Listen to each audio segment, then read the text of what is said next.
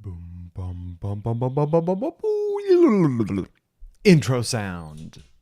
I feel like I should record that one. That was pretty good. Hopefully, no one jumped from that one. You might have been curious and confused, but I hope it wasn't outright scary. Let's do an audio check to see that everyone can actually hear me. Maybe. Maybe not. One person says they can hear me. Someone got spooked. Okay, great. That means that audio is working. That's my takeaway from that. I am indeed invisible. That's on purpose.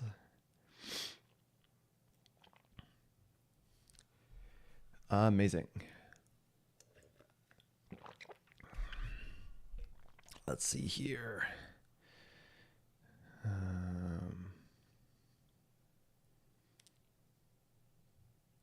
I'm I'm glad I could complete the bass drop in your music track. It's always what I aim for, you know. Let's see. In theory, now you should see my face. It is not centered.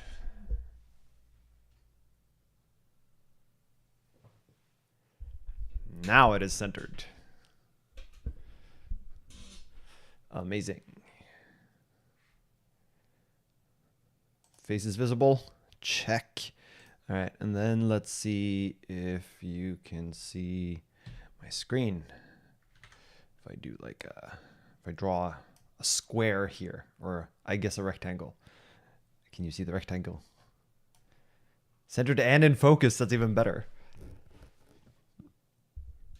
It's really annoying. For some reason, my drawing tablet isn't working. So I'll try out Excalidraw and see how well that holds up to the diagrams that I might want to draw this time.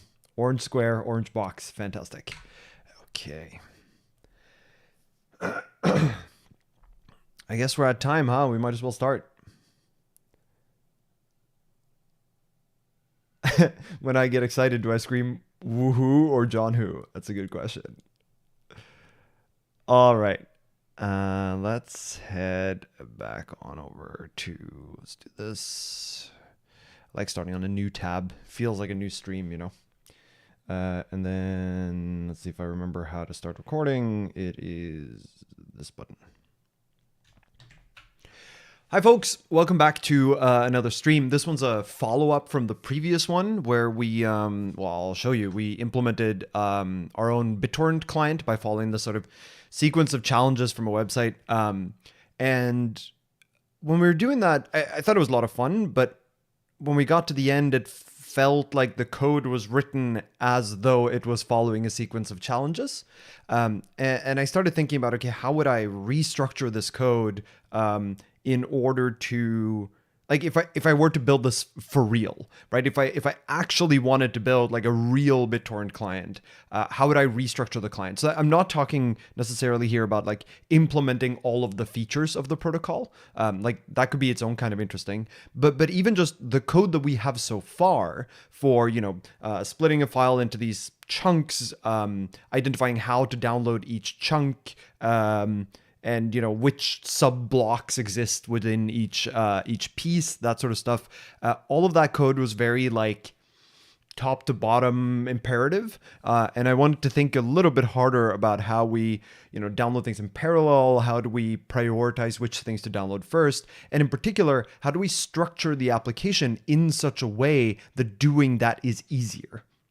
Right. And that's what I want to take some time on today. So this time it won't be as much really guided by the challenges because there's only one challenge left, which is download a file, which is just not like, we might do that accidentally as part of this, but there are no steps guiding us to this. This is really just a sort of restructuring thing.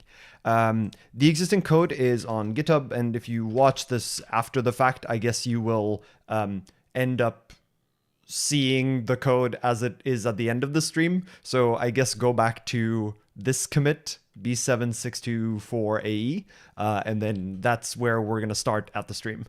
My drawing tablet is not working for some reason at the moment. It blinks up, it shows as detected in Linux and everything, but for whatever reason, if I do anything on it, nothing happens.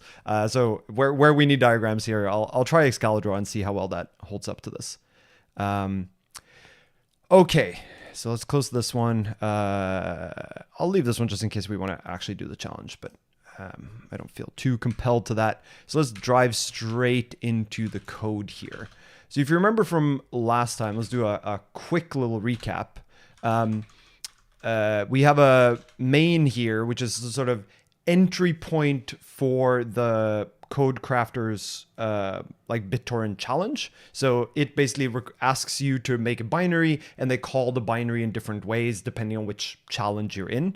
So you see under command here, we have like this, I think is like step 1 through, or challenge 1 through 5. I don't remember the exact mappings, right? But each one of these correspond to a challenge. The last one that we did last time was download piece, where, so a torrent file is logically, it like tells you about which files are in the torrent, and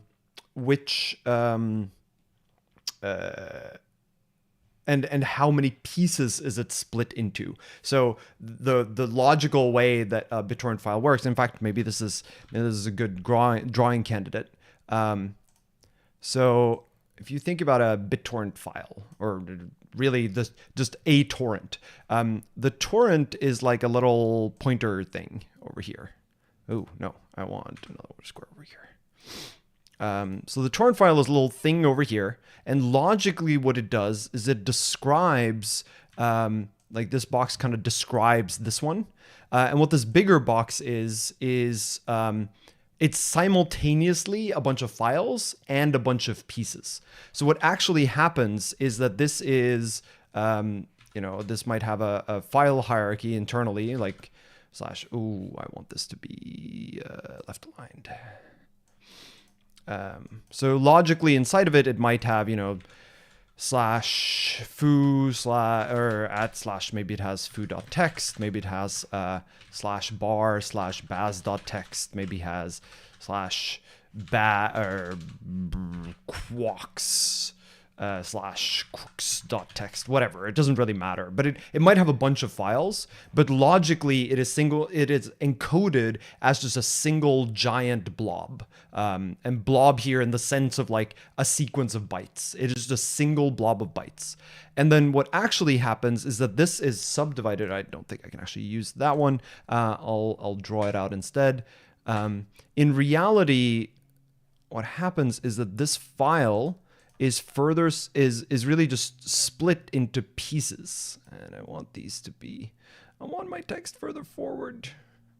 It's fine. I'll make do. This is where I would really like to just have my own drawing thing. But it gets split into pieces that are all of the same size, except for one that is sort of the remainder. And then what this file list actually does is this file list is stored as a mapping of the bytes in the giant blob. So for example, it might say somewhere that foo.text is stored at bytes 500 to 1089, right? Baz.text is stored at 1090 to, or depending on what we call these exclusive ranges or not, 1089 to 2 or 4096. And aux.text is stored as 4096 to 8000 or whatever, right? And so as a result, what you really need to do if you want to download a particular file from a torrent is you need to look at, okay, what is the byte range of the overall blob? Make sure that you download, like, if we imagine 1 starting to count over here, the diagram is a little weird at the moment, but like if you imagine byte 1 is here, then byte 500 might be somewhere around here. And let me draw here what that might look like. So let's say this is byte 500. And let's say further that over here is byte 1089. Then in order to download foo.text, you would need to download this piece and this piece, and then read the end of this piece and the start of that piece. So that's the mapping from files into a giant blob, right?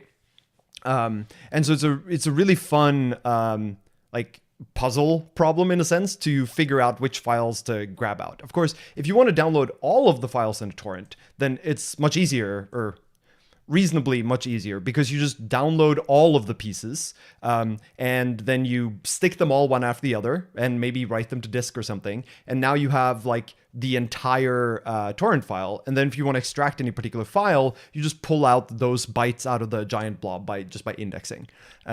It gets more interesting if you want to say only download food.txt, because in that case, you don't want to download these two blobs or these two pieces because they are unnecessary. And then, of course, this gets a little bit further complicated by the fact that each piece consists of multiple blocks. Blocks looking like this. So basically, every block in here, like so, every one of these is subdivided into blocks, and all the blocks are of the same size.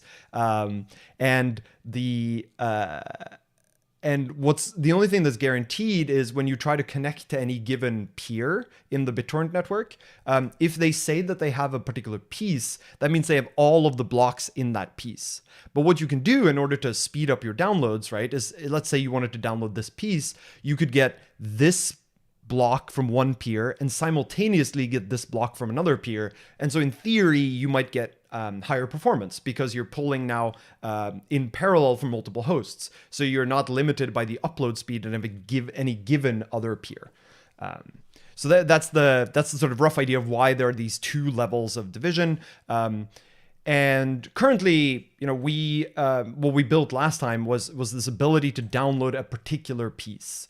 But of course, all of this infrastructure that I've talked about of like, you might need to download multiple pieces, the mapping from file names to parts of a piece, even just downloading multiple pieces in parallel, downloading multiple blocks in parallel, which pieces do you download first? None of that we've implemented. And if we try to implement that in the way that the code is currently structured, I actually think it would be fairly annoying, because when we look at the code here, if we look at like the download piece one, which is the most complete one that we have, right? It's really just an imperative piece of code. So it reads out the torrent file, it decodes the torrent file into like a torrent descriptor, which has information about what pieces there are and what files there are, for instance.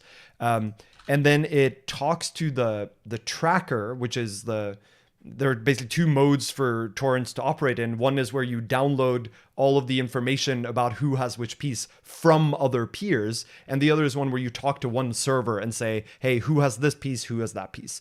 It's that second mode that is all we support for now. And we're not going to change that in this stream, I think. We're just going to stick with the tracker-based approach. So you contact the tracker, and you get the information back from the tracker, which then tells you the hashes of the different pieces and who has that piece. So that's this tracker response bit. That tells you what peers there are.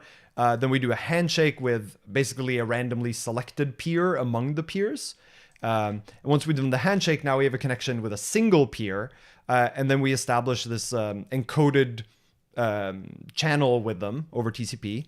And then we, send a message saying which pieces we want to download, like which pieces we're interested in. Then we tell that peer that they should start sending us data. And then we start reading out the data one block at a time. And after all of that, we stick all the blocks together and then we hash them and then we write that out to the output. Right? Which is all fine. Like that is the sequence of steps, but it's not really how you want to describe this the moment you want to say download multiple pieces, right? Or map files to pieces. So that's what we're going to do today, right? Is figuring out how to structure this in a less insane way. And so the way I actually want to go about doing this is I'm going to add a new bit here. That's going to be download. It's going to take an output. It's going to take a torrent. It's not going to take a piece. Like so. And when I find here, download piece. That's this one, yes. So download this. And here's so I've done this on a couple of streams before. I want to write the code that I would like to be here by the end. right? What I would like this to look at is probably something like let torrent is torrent read of the torrent file, right? That's probably going to return an error of some kind that we would want to lift. Torrent read, sure, we can let that be async. That's fine too. And then I would want something like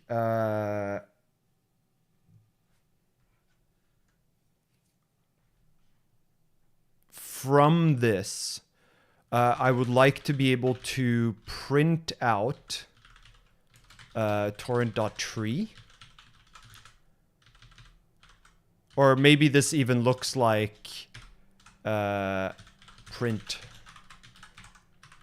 tree, right? So I want some way to basically print out. At this point, I should know what all the files are, right? And then I should be able to do something like torrent dot. So I think I either want the ability to do download all, which is going to download everything into output, assuming that output is a directory, or I want the ability to say download some, where I'm going to give something like, I guess, an iterator.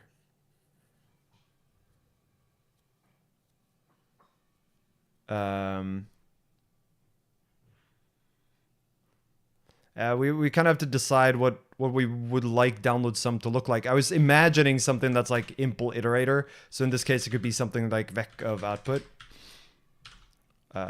Assuming here that, no, vec of maybe tuples, actually. Maybe this is the way it should look like. And then there could also be a download single, if we really wanted that to be the case, to output. Right, so all of these modes should be supported by whatever this torrent type is. And you can imagine that internally, right, these are all going to require, in fact, download single could return bytes, now that I think about it.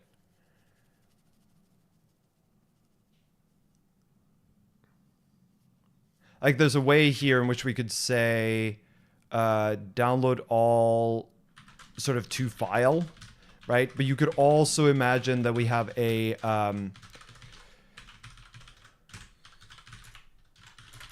something like this, where what it internally stores is the entire byte structure and the file list separately. And then, you know, in files, you can then do something like for file in files or something, right? So this is really an iterable. And actually, maybe we just want to support download all for now.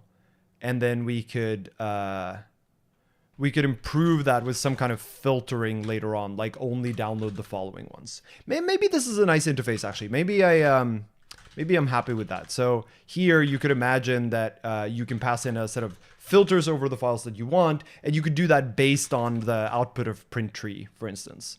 And then download all to file would basically be a variant of download all. Great. So then we could, you know, std fs or I guess Tokyo fs write to output files.iter.first. Or something, right? And you could even think, so files.iter is going to give us an iterative list. Next is going to be the first of the files that are in there. Expect always one file. And I want the bytes for that file, as opposed to, for example, the name.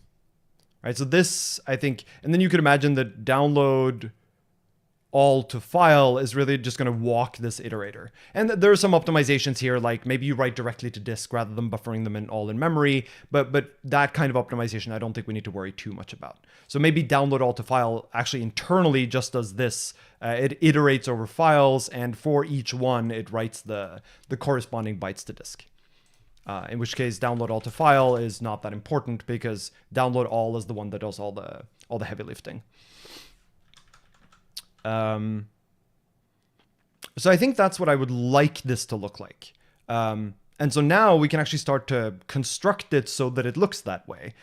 If you remember the code structure that we have, yeah, so like the reason why you wouldn't actually, the reason why you might want to optimize this further, right, is you could imagine that there are downloads that are many, many gigabytes large and you can't actually store them all in memory, in which case you might actually have to stream the individual pieces to disk. You actually kind of always have to, just because if you want to be able to resume seeding them later, for example, chances are you want the pieces on disk anyway. So we could make it so that what download all will do is it will always store the pieces to disk, and it might cache some of them in memory. That's also something that's totally fine for us to do here. But I'm going to treat that as a sort of implementation detail. So inside of source, you see we have main, which is this binary. We have lib, and if you look at lib, it's really just a bunch of sub modules. Peer here mostly holds the data types for interacting with a peer. So things like the handshake message and what fields are in there. But it also holds definitions for message, like the kinds of messages that you can send, as well as the encoding protocol for sending and receiving messages from a given peer. Torrent mostly has the information that's actually stored in a torrent file, which is primarily the URL of the tracker. So this is where we get information about what peers are connected, as well as this info thing, which holds information about basically which pieces there are in the file and which files there are. So whether it's a single file or whether it's a sort of multi-file packed thing. And so this is all just like information about a torrent. And we can reuse this type as the outer type of torrent here. We just need to add a read method, which should be straightforward enough. And then in addition in lib, we have tracker, which has all the types that define how we interact with the trackers. In particular, what does the request we send them look like? What does the response look like? And that's mostly it. It has some special deserialization and serialization logic, which we don't need to talk too much about here. We sort of figured that out last time. Okay, so before I go on, are there questions around like this structure of this is what we want to get to?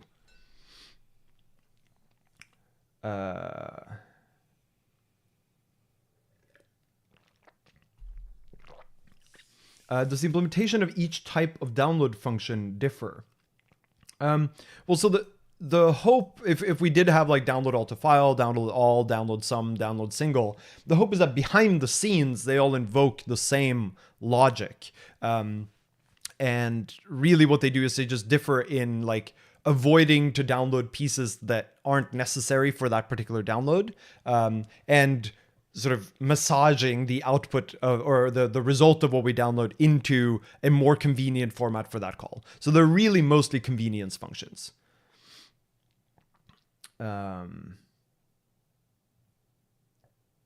Disk sizes should be U64. I don't think there's a disk size here. Have you tried any other challenge? No, I haven't tried any of the other CodeCrafter challenges. We're not directed by what CodeCrafters asks now. I don't think they have multi-file torrents at all. That's right. Yeah. So I'm at this point, I'm not, the goal of this is not necessarily to meet any particular challenge. The goal here is just to structure the actual implementation of this crate the way that I think it should be done if we were to do this more sort of for real. Okay. So let's go ahead and start with the pubfn, or I guess async-fn read. So this is going to take a path to the torrent file.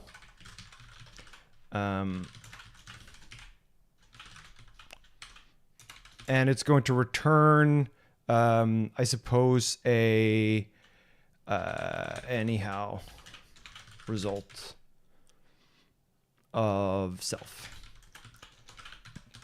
And I actually don't know. Oh, we did bring in anyhow. Great. And for most of these, at least in the beginning, the hope would be that we can just take out parts of the original code that we had here and just stick it in there, right? So this is going to be, this is async, right? Yeah, okay, great. So we can just take the code from download piece, which has a lot of the sub parts here, and stick them into read. So in particular here, we're going to read the torrent file. We're going to parse out the torrent out of there, and then we're going to return the torrent. Great.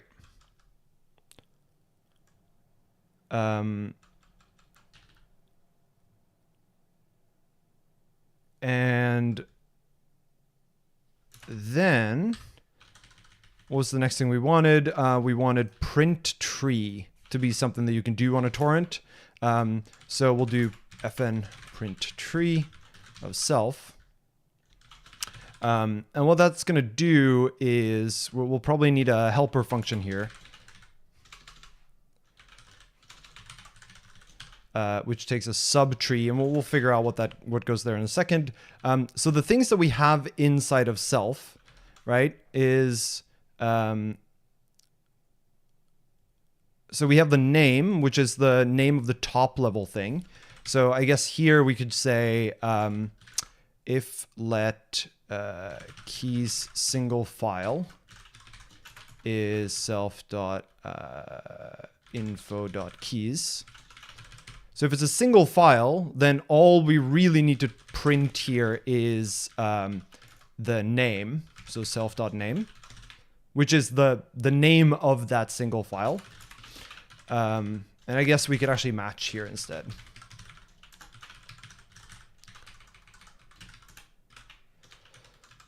If, on the other hand, this is a multi-file, then there's this files list that we then need to operate on. And so if we go down to files here, for the purpose of the other keys and info, the multi-file case is treated as only having a single file by concatenating files in the order they appear in the files list. Right, so this is how we get to that mapping of byte ranges, right? Is that in the overall blob that we have, the single overall blob, the files are laid out in the order dictated by this part of the torrent file. So they must be in this order, and for each file, we're told what its length is. And so what we can do up here, given that we're just gonna print the files, we might not even need subtree because there's no notion of subtrees here. We're just gonna do for file in files, ePrintLine file.path. And you could imagine turning this into a more structured format, right? To actually store it as a tree, basically. But given that the way it's stored in the torrent is really just as a linear sequence of paths, feels reasonable to just print out that list of paths here too.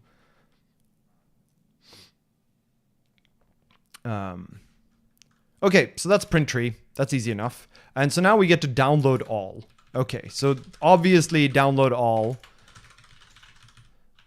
is going to be somewhat complicated. So download all is going to take a reference to self, and it's going to return a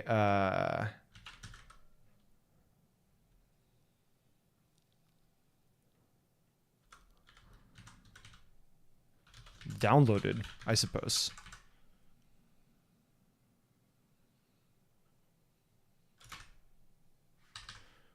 Yeah, that feels fine. Okay, so what would download all look like? We're going to need a downloaded type here too. And I think actually I want all the logic for downloading to be somewhere else. So what we'll do is we'll use super downloaded or download. And then I want this to actually say download all. And then I want to make a new module here called download. And then I want all the logic that has to do with downloading to live over in that module.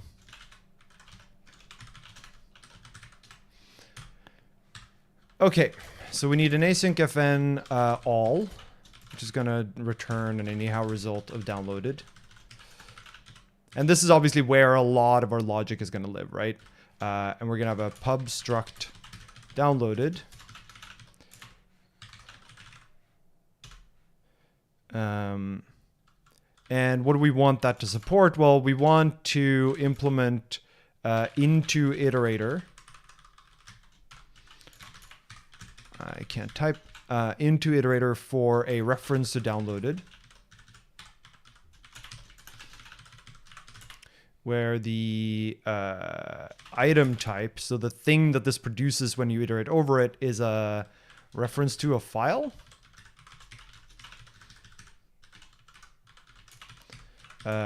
Into iter is going to be a download iter. Yeah.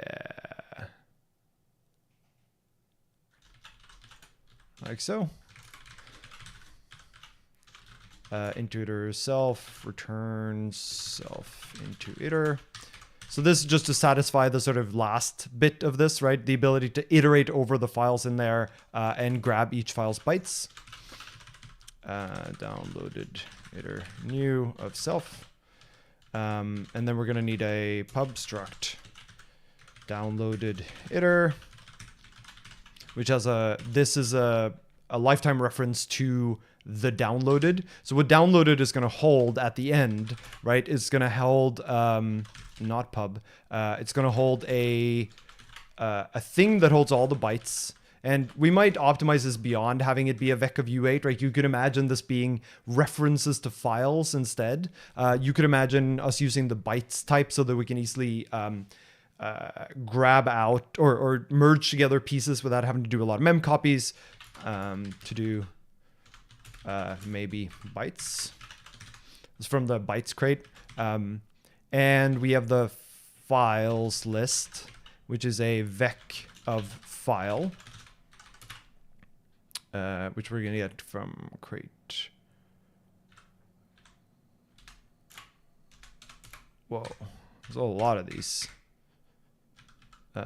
I want to use crate torrent file. This is going to hold a vec of files.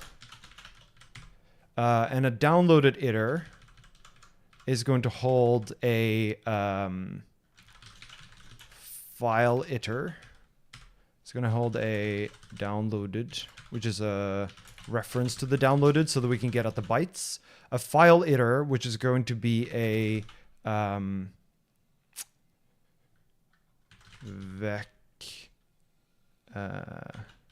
I guess actually it's a slice iter of file. Right, so this is an iterator over this this files list.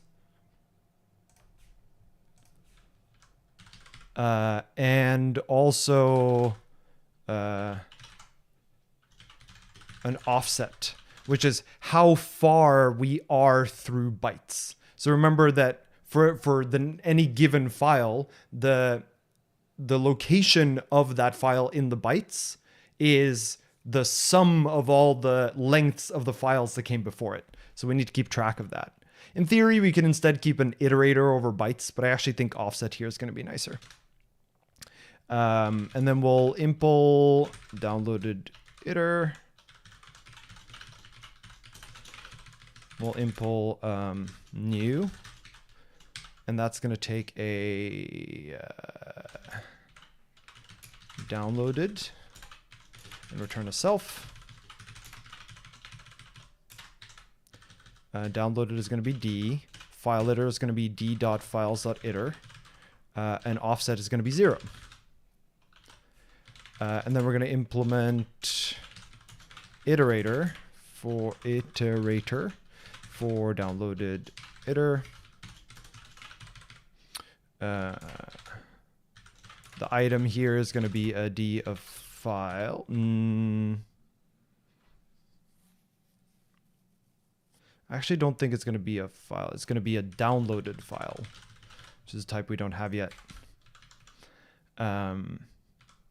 And next is going to be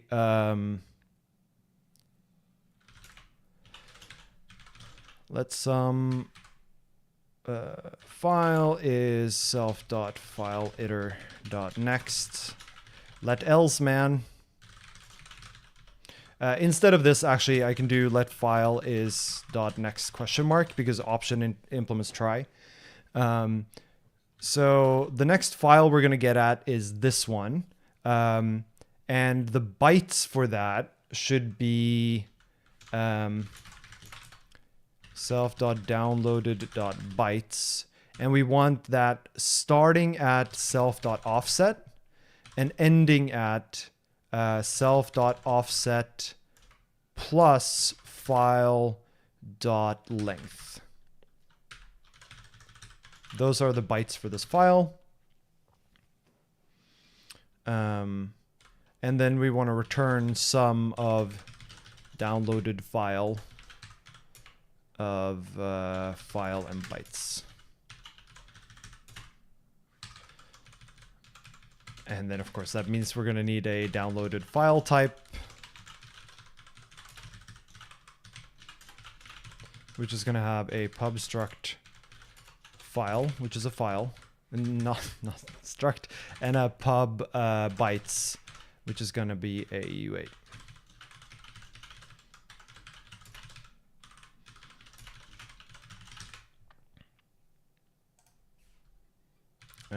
It's going to return a downloaded file D, like so.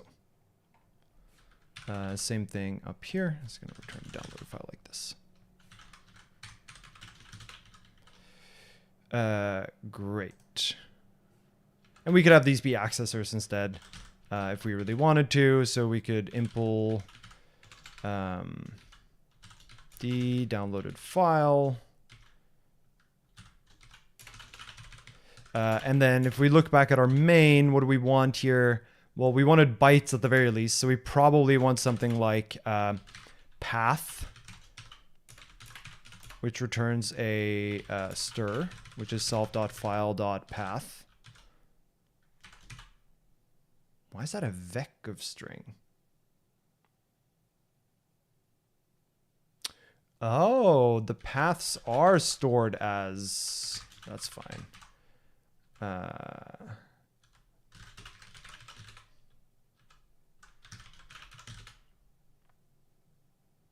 So that's something that will actually be different in our torrent here, is that this files list, what file here actually is, or what file.path is, it's a vector of subdirectory names. So we'll actually want to .join this by path main separator string.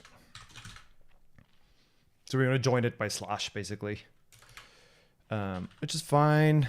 And we also want bytes, which is going to be the U8s, which is self.bytes, like so. Oh yeah, the trick with byte offsets is nice. So we can do this instead, which has the same effect. This one. Right, so we first slice from the beginning and then we slice to the end, just so you don't have to repeat self.offset. Has the same effect. It's a nice trick.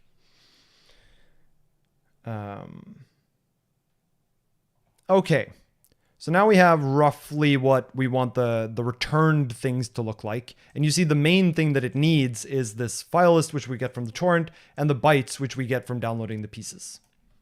You could imagine that this is actually a vec of piece, which is really where you get in the bytes type, right? So if this was a vec of piece, then now suddenly the iteration logic becomes more complicated, because it becomes sort of obvious that the bytes for a given file might actually overlap multiple pieces. So then how do you bring them together? And so that's where something like the bytes crate would come in. But for now, let's just stick them all in a single vec-u8, and then we can improve afterwards. Okay, so it still raises the question of how do we actually do this download? Well, let's assume first that we're going to download everything, and then we can refine the code afterwards to support filtering which things do you actually download. Well, we know that there is, this is where we'll go back to our main and grab the other bit of code here from download piece. So, where's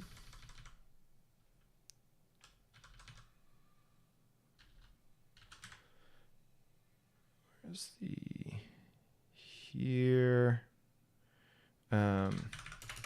First thing all is going to have to do is it's going to have to grab the information from the tracker. And I don't think we actually need that connection to necessarily stay open. The connection to the tracker, that is. So this is actually something that could go in tracker, where we could say tracker response, right? We could implement for tracker response, pubfn or async fn. Doesn't even need to be pub. Query.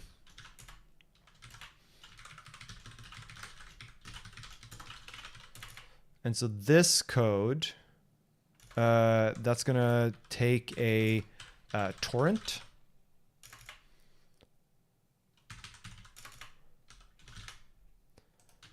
And it has to send a request. It has to give some peer ID for ourselves, which is fine. Port, uploaded, downloaded aren't relevant here. Compact one is fine. Left here is the number of bytes left to download, which in this case is really the entire length of the torrent. And I forget whether we actually need to compute that or whether the torrent will say use create torrent. So if I go over here and go to info, the number of bytes in each piece. So that's just the size of the pieces. But I think we actually need to compute it over the keys case. I think it actually needs to be the sum. So what we'll do here is we'll have another sort of helper function here on torrent, which is length, which is then match on self.info.keys. And if it's this, then that's just the length. Otherwise, it's files.iter.map file.length.sum. So the sum of the lengths of all the files is the total length of the bytes in this torrent. And so that's what we're going to tell the tracker that we need to download. Now, obviously here, this would change a little bit once we start seeding as well, because then you might query the tracker and tell it that you already have a bunch of data. So we're not really dealing with resumes yet, but I think it should be relatively easy to modify this to allow resumes later on.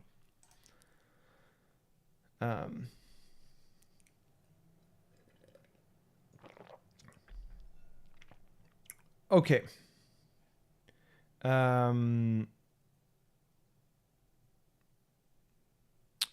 So, right, this is where we like URL encode the stuff to the tracker. I remember this was a bit of a pain last time. We decode the tracker response, and then tracker info is the thing that we give back. Great, so we now have this can probably be a pub crate. We don't want it to be fully public because I think this type isn't even public. Oh, it's public to main, yeah, but I don't think we actually want this to be, we might start using this for main actually, just to get information about a torrent, but for now, let's keep it internal to the crate. So now that we have that, we can say that this is going to say peer info is going to be tracker response, or you could even imagine this is just a freestanding function rather than being tied to tracker response, but I don't think it's super important. So we'll use here tracker response. So this is going to use query of, all needs to take a torrent. So it needs to do a query. We'll give some context here. We'll say query tracker for peer info. All right, so if we now go back to torrent, so download all here, we're going to pass in self, like so. And this we said which is going to be pubcrate instead. So the way that you access it is through the download all method on torrent. Okay, so we have the peer info. Let's go back to our main and see what we do next. Now that we have the peer info, now this is information about actually connecting to the peers and requesting the particular piece that we were after and all of the blocks in that piece. Okay, so this logic is very linear at the moment. And in reality, what we want here is something like, especially if we know we're going to download all of it, we sort of have two decisions to make. One of them is which peer, which piece do we download next? And the second one is which peers do we download from? Once you've decided to download a particular piece from a particular peer or a particular set of peers, then that part is easier because it's just you enumerate all the blocks, you request all the blocks from some number of the peers, and then you're good. So I think what I want to get at here is I want to do this sort of inside out, which is let's assume that we have picked a piece to download, and now we want to do the download of a particular piece. So let's encode what that might look like. Let's do something like asicfn download piece.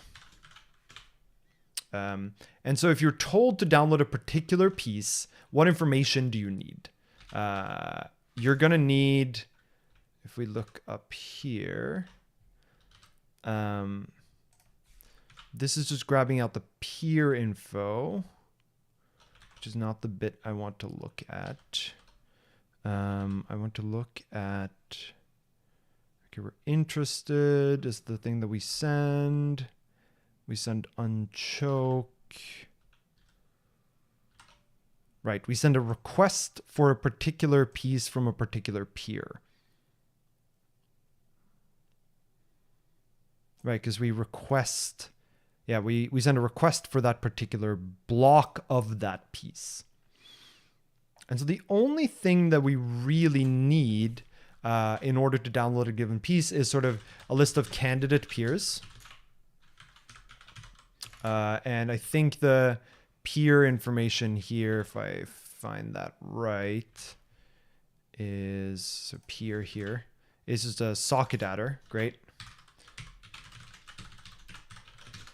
So candidate peers that we could download a given piece from. And I think that's really it. Oh no, and we need the piece length, which we probably extract here somewhere, right? The piece hash and the piece size are the two things we need. So the piece hash, which I think is just a U820, and the piece size.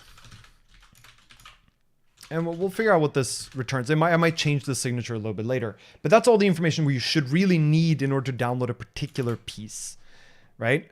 And then if I now say, let's extract this further. So download piece block from. So this is going to be even more like this is, we've picked a peer and we want block I and we know the block size. What does that look like? And I don't think actually we want these functions. It's more I'm trying to break this down into what are the smaller pieces. The reason I don't think we actually want this structure quite is because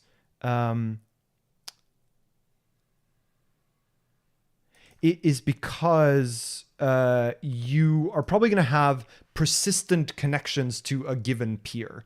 You want to basically have a state machine that owns the connection to a given peer rather than like connect to it each time you want a particular block from one. So let's do we have a peer type here? We do, right? We have a piece, which is information about the piece. We have a message tag, but we don't actually have a peer type. So I think what I want here is a pub create peer type. It has an adder, which is a socket adder v4. And it's a state machine that we're going to want to keep track of that state machine, I think. But let's do impl peer new. I'm going to have a stream, which is going to be in main here. When we connect to a peer, we get one of these things. The peer here is the actual connection. It's a framed TCP stream with message framer. Framed TCP stream with message framer.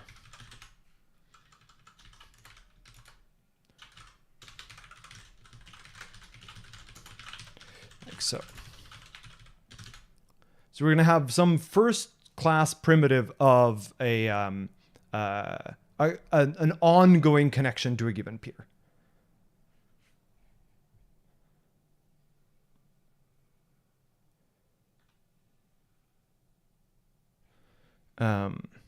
Great. And that's this bit that we could just grab. And so this is going to look like, oh, all right, we actually have to do the handshake. So this is going to say, you know, peer.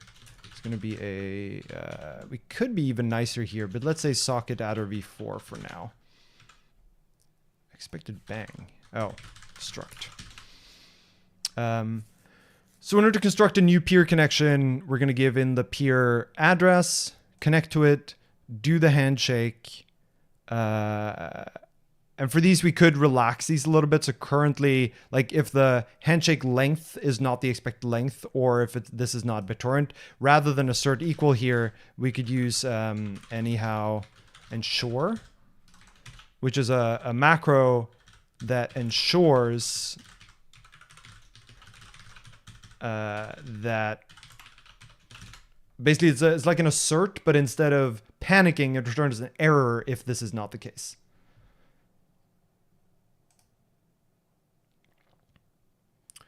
Okay. That's fine. Then we establish the connection, and here too, anyhow, ensure. And sure, I can't tell. And assuming that's all good, then we return self, which holds the adder, which we might not even need. And it holds the, well, I guess this is peer adder. And the stream here is peer.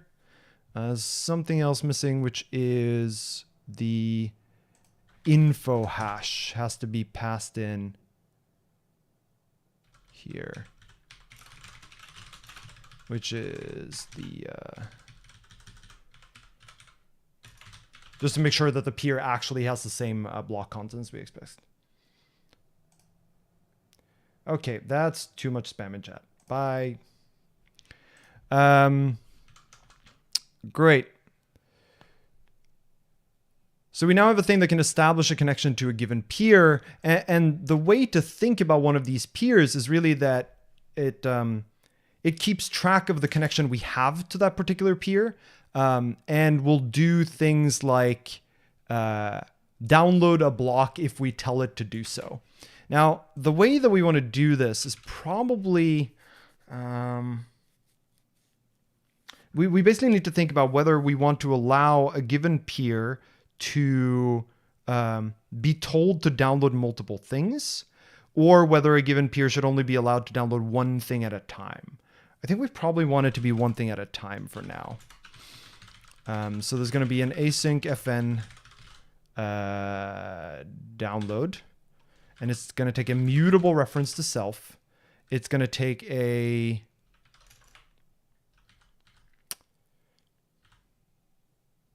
I think it has to take a piece I, a block I, and a block. Does it even need the block size? It does need the block size. And it's going to return, hopefully, an anyhow result of vec of U8.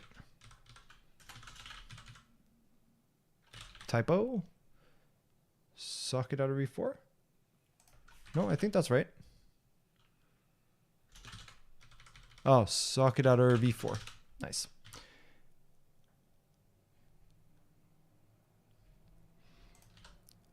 So what will download look like? Well, we already actually kind of have download here, which is this.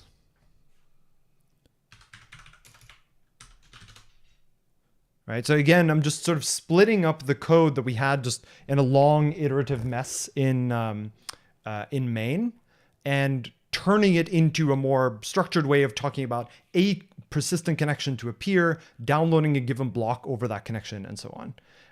So constructing the request here is, why does this say block max? Oh, right, because the way you actually frame the request is you say, I want to download starting at this byte offset and ending at this byte offset. And so the block I is going to be multiplied by the size of the blocks. And the block size is needed because most blocks are size block max, but the last block is smaller. So we need to know the actual block size. So often this will be block max. Great. Then we send a message here. Then we await the next message from the peer.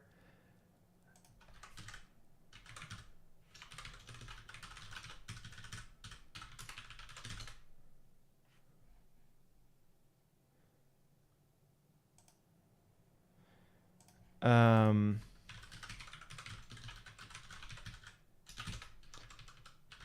I guess we could do for all of these really. Anyhow, ensure.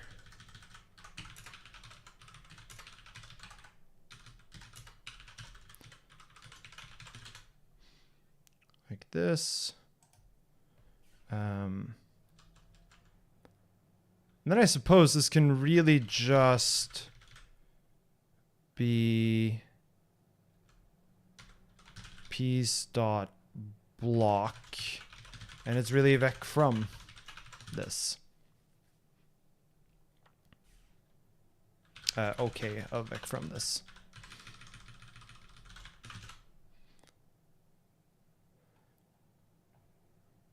So this piece is basically the payload that we get back here from the peer. That payload is a vector of U8, but it's structured, like there's a bit of header information and stuff. And so we ultimately want to get out just the block that holds the real data and then turn that into a vector. Technically, we might be able to do this in a slightly more efficient way by allowing the... we could return like a thing that just ignores all the header bytes and then lets you iterate over the bytes that follow, just so we don't have to do the memcopy. But I'm going to allow the memcopy here because it's for a given block, so it's fairly small. I think this is probably okay. And it makes the interface a lot nicer. Okay, so a given peer, we can now tell to download something and they will do so. I guess the other thing we need to decide here is around this interested and unchoke. And I think...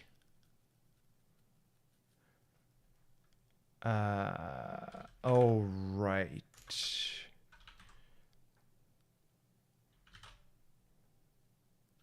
Right, so this is also something we have to think about, which is this bit field. So the peer tells us which pieces it has available. And it might not have every piece.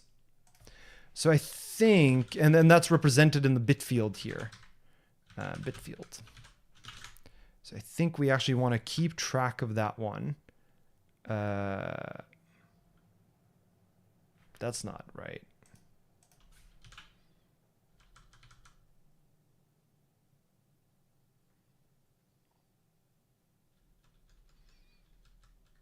All right. Where is the BitTorrent specification? I don't remember the URL to it. Is this one? No, it's not 00. It's 03. All right, and then we'll also do this to make people happy. So, trackers, connections, peer messages, bit field. It's payloaded as a bit field with each index the downloader has sent set to 1 and the rest set to 0. Downloaders which don't have anything yet may skip the bit field message. The first byte of the bit field corresponds to indices 0 to 7. From high bit to low bit. The next one 8 to 15. Okay. So the bit field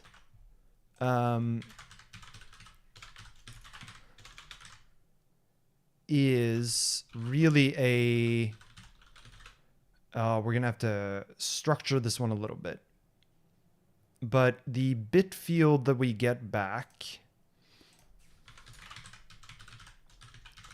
from payload, bit field dot payload,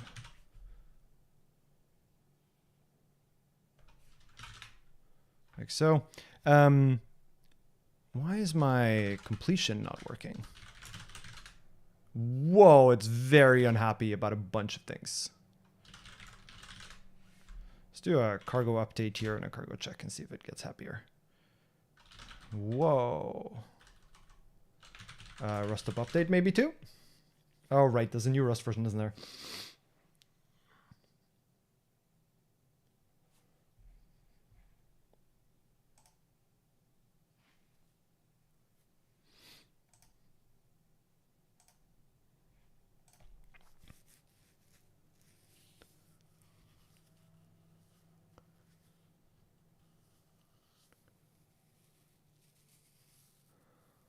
Let's see.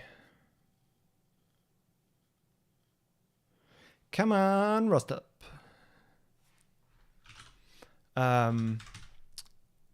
So my thinking here was over in peer that, you know, we're going to get this actual bit field that we're going to turn that into a type that lets us actually inspect the bit field in a less inconvenient way to figure out which pieces a peer has. So which one it's a candidate for downloading from, and also whether it has a given piece. The two are sort of synonymous here, right? And then we can make use of that in download to basically, for each piece, figure out which peers are candidates to download from. Let's now see if we get this to do something useful. Now is it happy? It's happier.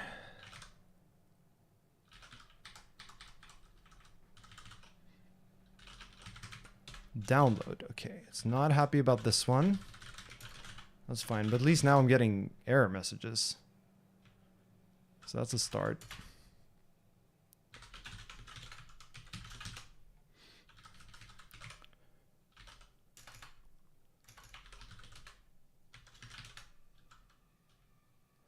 Oh, this should be not context, but a result. And then, yes, I need to import this. Yes, I need to import this. Yes, I need to import this. And bitfield we don't have yet. And bitfield.payload is the one that I wanted to... Why does it not understand what type this is?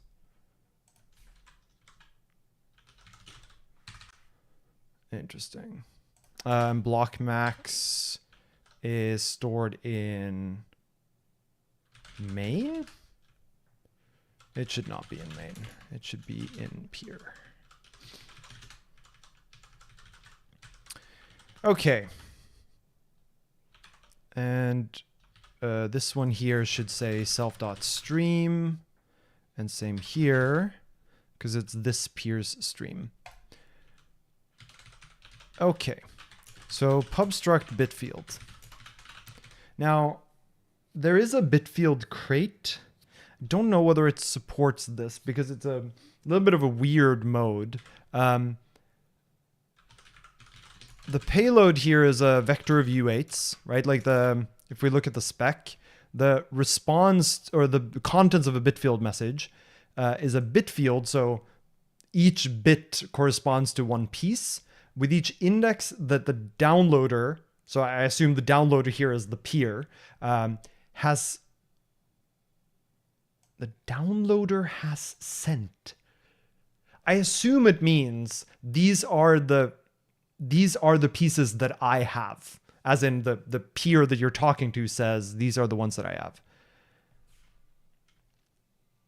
The first byte of the bit field corresponds to indices 0 to 7 from high bit to low bit respectively.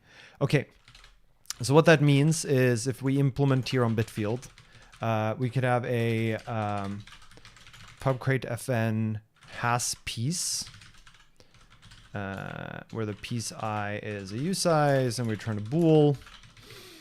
And what this is telling us is that we want the, for piece I, right, we want the ith bit. So let byte is going to be piece I divided by 8. And let bit is going to be piece I modulo 8. All right, so the byte is which of the chunks of 8 bytes, and the bit is what's the remainder when you do modulo 8. That's the bit within the byte. And the bit here is bit counting from high, right? Because the spec said indices 0 to 7 from high bit to low bit. And so what we want is, we want to, I guess we can just say, let some byte is self.payload.get byte. And it's certainly, or that peer certainly doesn't have it if there's no such byte.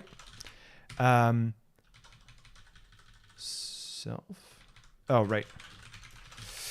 And then to get the bit, what we'll do is we'll do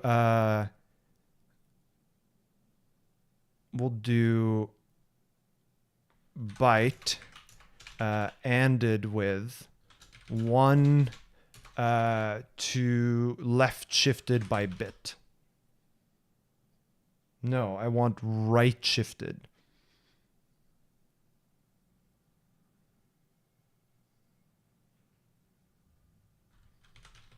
So if we have a byte like 1, 2, 3, 4, 5, 6, 7, 8.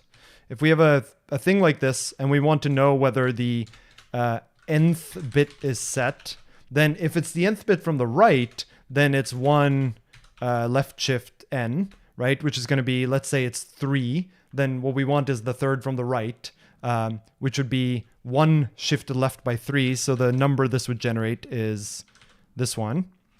And if we AND this with this, then what we end up with is, in this case, 1, as in it has the thing, because these two are both 1.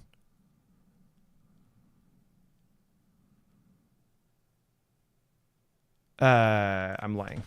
This is shifted left by 3. Now I'm confusing myself. If I do, right. Themes, let's do Solarize Dark. Why not? Why am I opening the playground when I have Rust locally? Yeah, fine. Is it :B? 1 left shifted by 3. Yeah, so 1 left shifted by 3 leaves 3 zeros behind, so it shifts 3 over. Right, so if for n equals to 3, it it's going to end with 1 shifted over by 3. In this case, that's 0, which means that we don't have the piece. But in this case, what we want is we want right shifted by 1. And I think so. There are a couple of ways to do this. One of them is 1 dot rotate right bit plus 1. And so what rotate right does, let's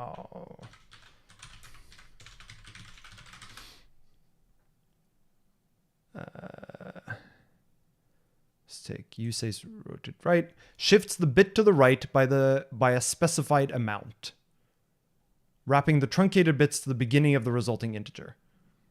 Right? So what this will do is it will rotate so it'll take 1, which has only the rightmost bit set. In fact, we could make this instead be 1, if we wanted to avoid the plus 1 here.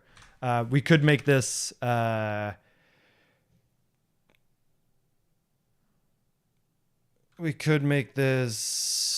be 1 left shift 7.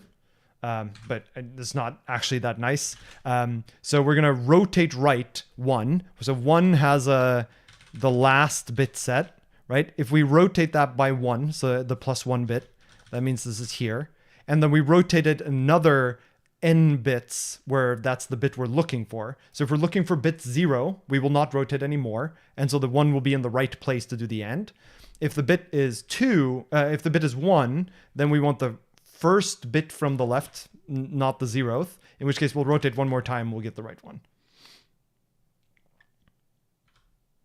Right? So this is going to end up ANDing the right bit. At least I think it will. And then we're casting that to a bool, and the way this cast to a bool is going to work is if any of the bits are 1, then the resulting bool is true.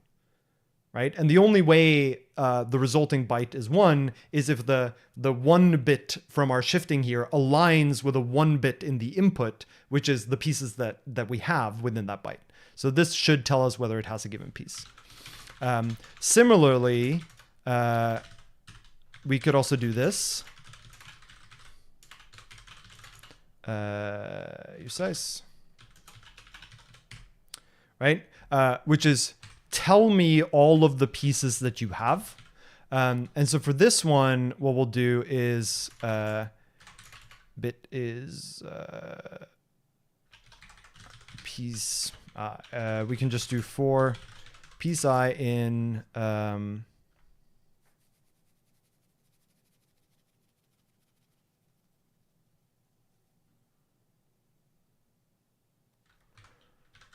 yeah, so someone said in chat, why not just 7 right shift by bit? Well, you could, but I actually think this one's easier to read. Like, I think this one's also right, but I think this one is easier to reason about. So that's why. We have a couple of ways that we could do this. I think what I want here is actually byte and byte I in self.payload.iter.enumerate. And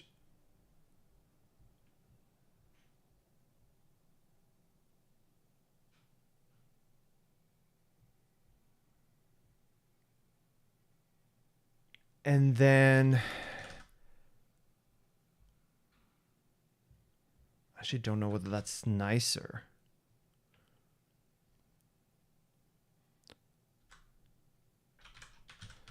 So the piece I of the leftmost bit in this byte is going to be byte I times 8. And then we're going to mask is going to be 1.rotate right 1. And again, this is probably just going to be optimized by the compiler to be equal to 7, right? And no, to 128, right? Which, so the leftmost bit in a single byte being set. Unless I'm now I'm confusing myself, but I think that's true, right? So if I say 128 here, so that's 1, 2, 3, 4, 5, 6, 7, 8, right? So 128 is just the leftmost bit set, which is what we want, right? That's the leftmost bit of a byte. So we could write 128 here, but I actually think it's clearer to make it 1 rotate right 1, as long as this is a U8, to be clear. And so then we're going to do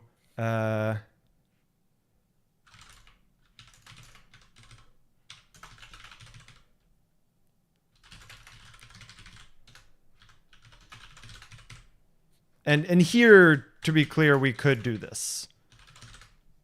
They are equivalent.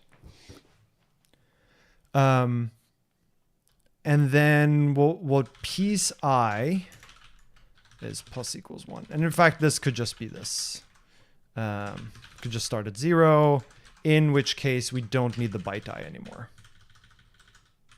In which case we don't need the dot iter. We can just do this.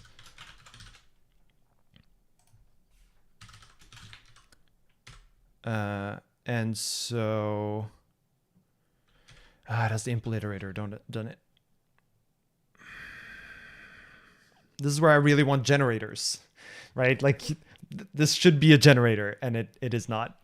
That's fine, I suppose. Fine, we'll write this as a damn iterator. Dot iter dot flat map bytes.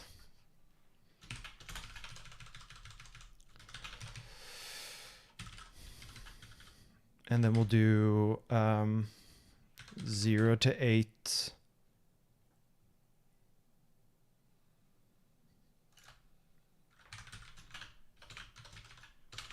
Makes me so sad. 0 to 8 dot map.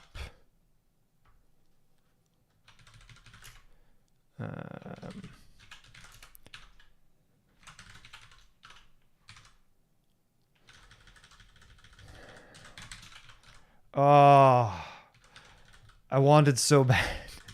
All right, enumerate flat map byte I. We could have a manual implementation of iterator here, and it might actually be nicer, but it's fine. So this means we move in the bit I. And now the piece I is going to be byte I times 8 plus bit I. And the mask is going to be 1U8 rotate right by 1 plus bit I. And to be consistent with the code above,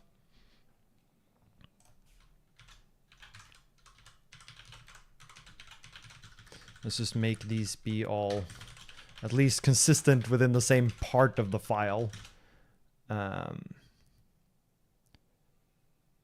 Rotate right bit I. And then the result of this is going to be the byte ANDed with the mask.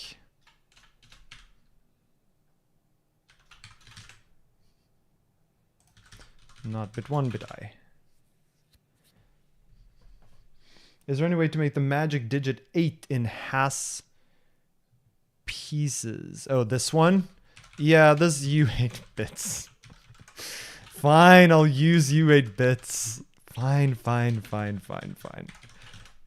So the associated constant bits with a given integer value tells you how many bits are in that integer value. So yeah, I mean, yes, that. Sure, now it doesn't say 8. I understand. Okay, so we want to do this. And so now this is the kind of thing where I really want to test that actually does the right thing. Bit field has. So we're going to do BF is bitfield. Payload is going to be a vec of 0b 10 10 10 10 10 0 1 0 1 0 1 0 1.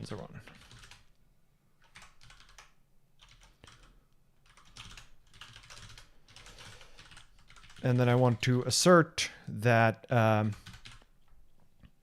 it has, right? Are all of these 1, 2, 3, 4? Yeah, 8. 1, 2, 3, 4. 1, 2, 3, 4. Yeah, great.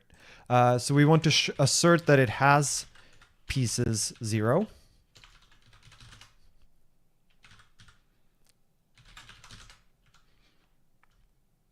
That it does not have pieces 1. We also want to assert that it has piece. It does not have piece 7, right? Because this would be piece 7. We also want to assert that it doesn't have piece 8, because this would be piece 8. And we also want to assert that it does have piece 15.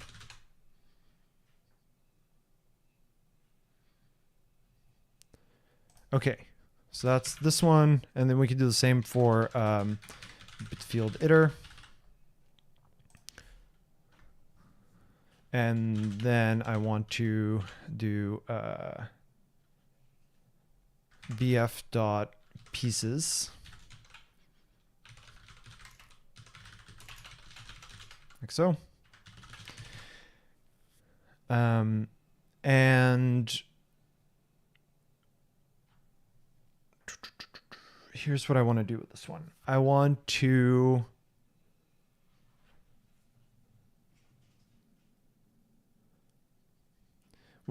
in this case, it's short enough that we could assert all the way through. So normally what I would do here, right, is I would write something like, I would just do an assertion over the iterator that it alternates to something, but it's short enough here that I kind of just want to write them out. So we should expect to get some piece 0.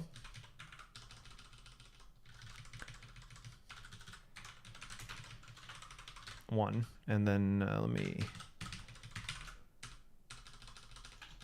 right? So this is byte 0. 1, 2, 3, 4, 5, 6, 7. So this is 7. What? Oh, damn it. This is number 0. This is number 7. Right, so number 7 should be 0. And then number 8 should also be 0. And then it should continue. So this is 9, 10, 11, 12, 13, 14, 15.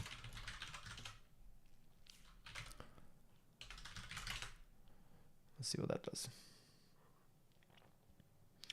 I checked Godbolt and the optimizer gets rid of the modulo because rotate right doesn't actually care since the rotation is modulo 8 as well. Yeah, I generally just like assume that the compiler gets rid of a bunch of these, and therefore I would rather write it in a way that it's easy to read than optimize for what the compiler might produce. Like, I just sort of assume that the compiler is smarter than I am. I cannot find function URL encode. Interesting.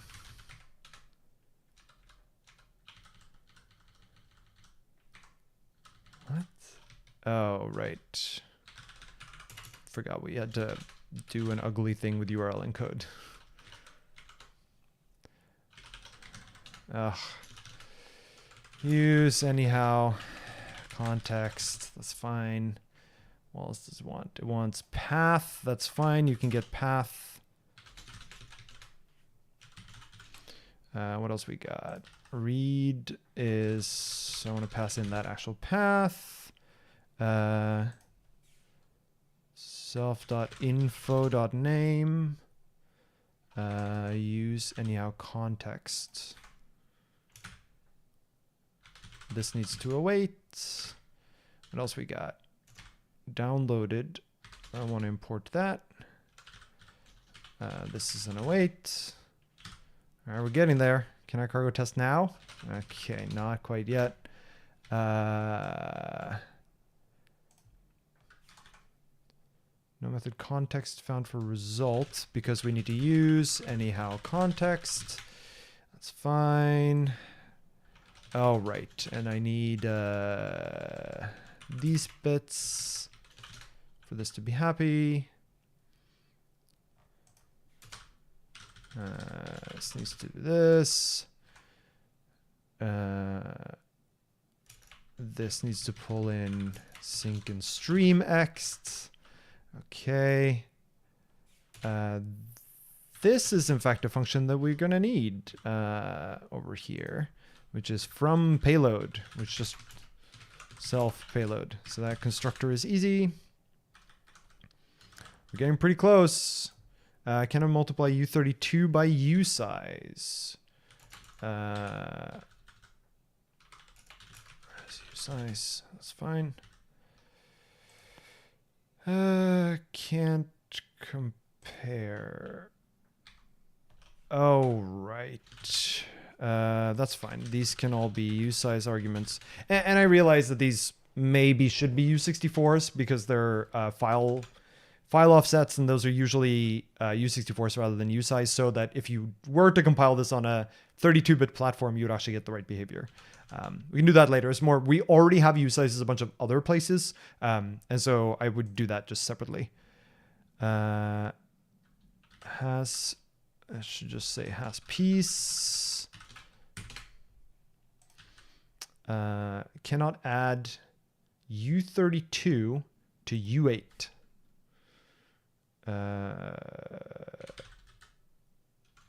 That's fine.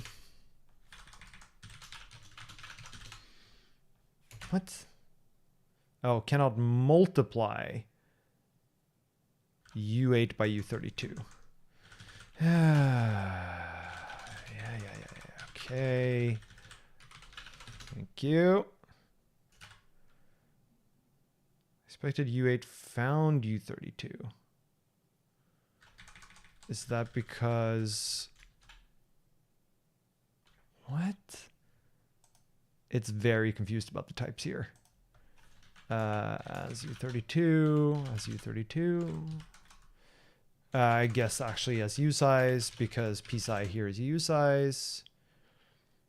Expected bool, right? So this is going to be bool from.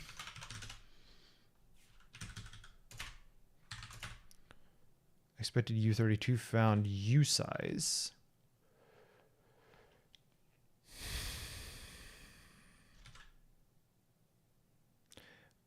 Byte here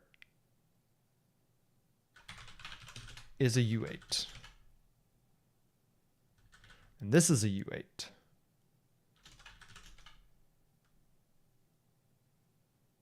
Right? So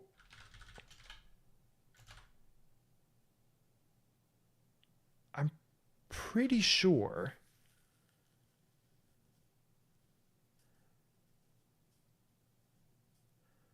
I thought bool implemented from U8. Is that not the case? Because if so, that's kind of silly. From... Okay, I want the opposite set of implementations. I guess not. Huh. All right, I guess we'll cast it. As bool. Fine. Not equal to 0. That's fair. Bit I is now a U size. Yes, U32. That's fine. As U32. Cannot. Yeah, I did do that, didn't I?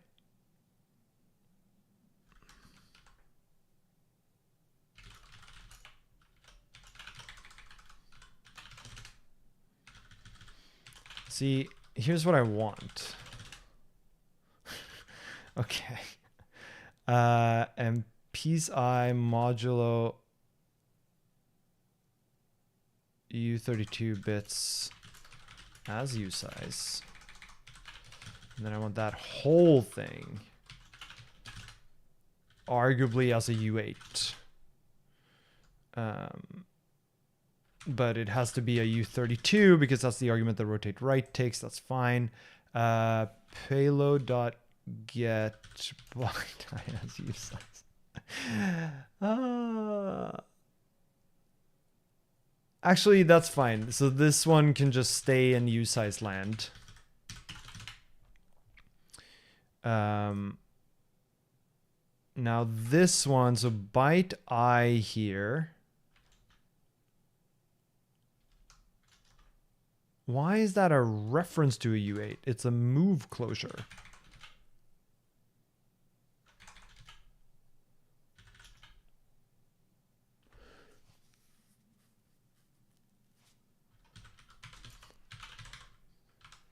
U8. U8.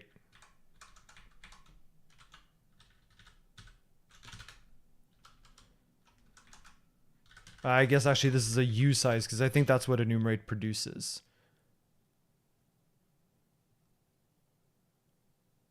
Oh, it's because I have these backwards. Glad I checked.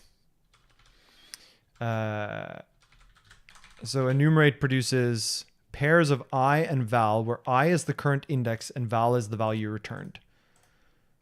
Glad I checked that. Cannot add U32 to U size. So byte I here is a U size.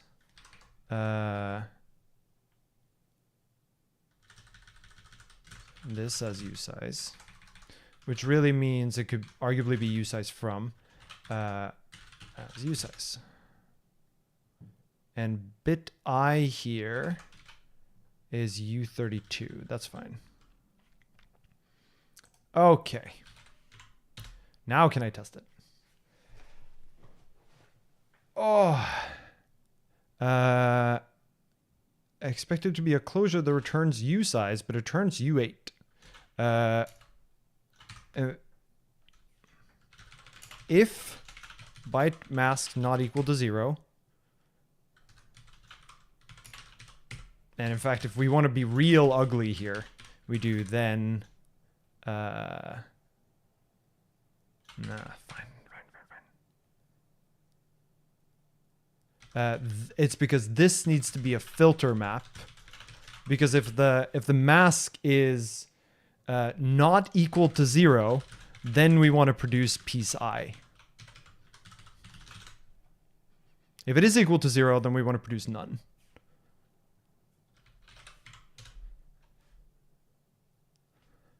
Hidden type captures lifetime that don't appear in the bounds. That's fine.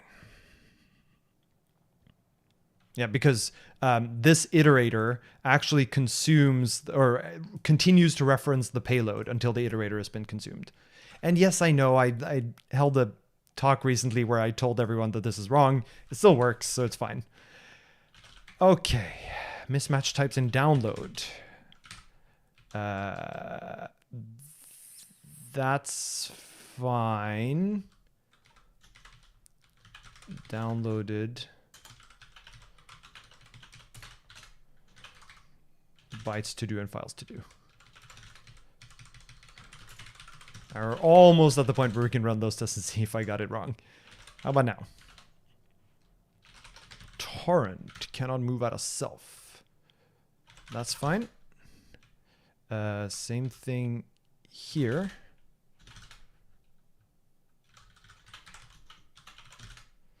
Great. Lib. Don't care about main. All right, we're getting there. We're getting there. So let's see this bit field. How's it doing?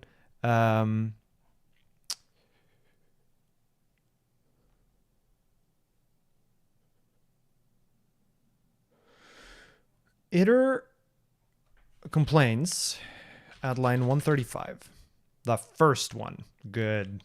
That's always good. It gave a 0, should have given a 1. Okay, so we fucked up something. Pieces. We iterate through the bytes, left to right.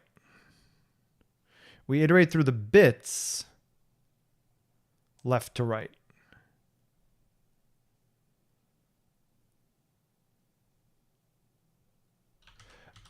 That's because I'm stupid. The things that are yielded here are the ones that have a 1.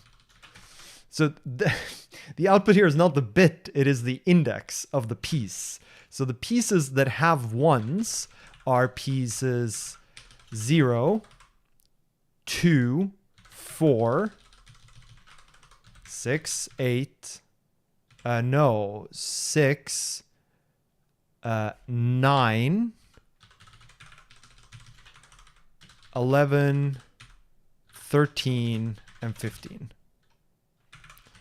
And then we should get none. Sweet. Okay, so this bitfield thing is right. That makes me happy.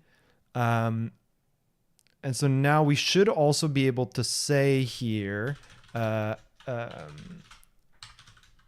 anyhow, ensure that self dot bitfield dot has piece I.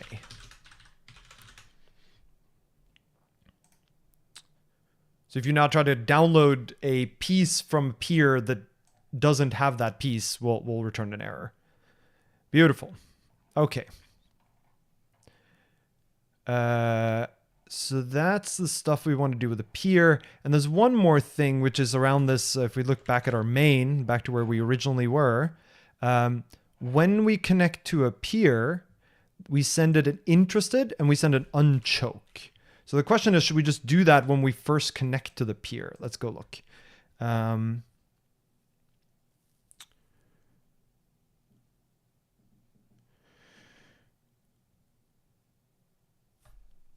Downloaders generally download pieces in random order, which is a reasonably good job of keeping them from having a strict subset or a superset of the pieces of any of their peers. Choking is done for several reasons. TCP congestion control behaves very poorly when sending over many connections at once. Also, choking lets each peer use a tit-for-tat-ish algorithm to ensure they get a consistent download rate. The choking algorithm described below is the currently deployed one. It's very important that all new algorithms work well both in a network consisting entirely of themselves and a network consisting mostly of this one.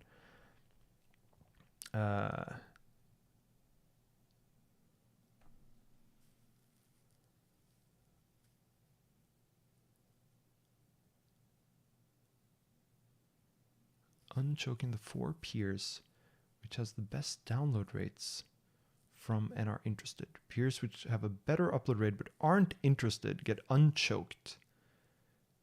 And if they become interested, the worst uploader gets choked. Okay, so this whole algorithm here about how you choose to choke. So the question then becomes, how do we want to represent this? I think what I want to do right now is I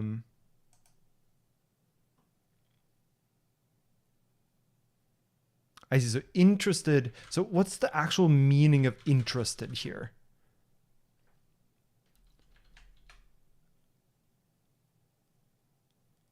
Connections contain 2 bits of state on either end, choked or not and interested or not. Choking is a notification that no data will be sent until unchoking happens.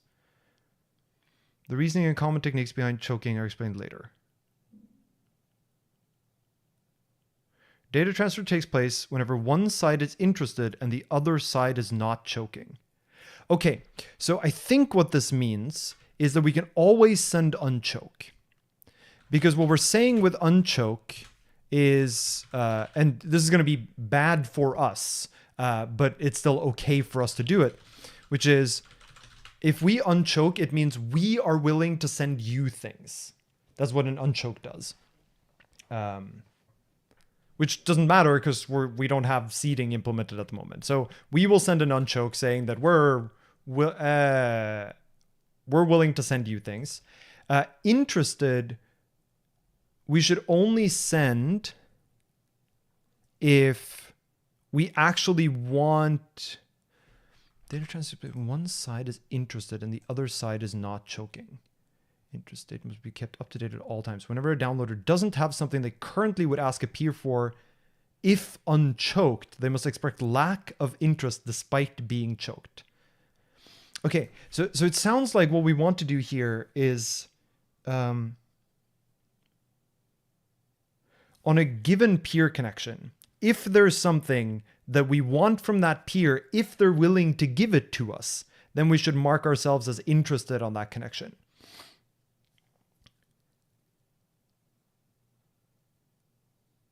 Which means we shouldn't mark ourselves interested unless we're willing to download something from them. Okay, I think I know what I want to do here. I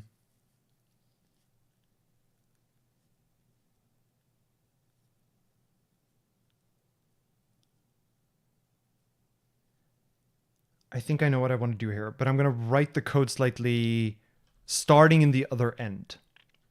So we're going to go back to download here. And what we want download to do is figure out which pieces to download next, and then figure out how to get each such piece by marking all the peers that have that piece as we're interested. And the moment they get an unchoke, then sort of set up the download from that peer.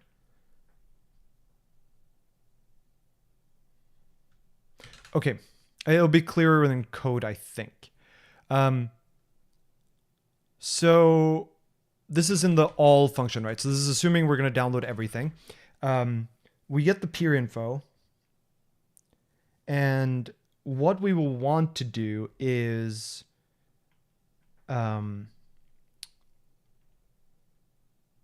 dig out all of the pieces and decide which piece to download next. And I think the way we want to decide that is we're going to keep a sort of need pieces. And I think this is going to be a binary heap so that we can prioritize which pieces we try to download next. And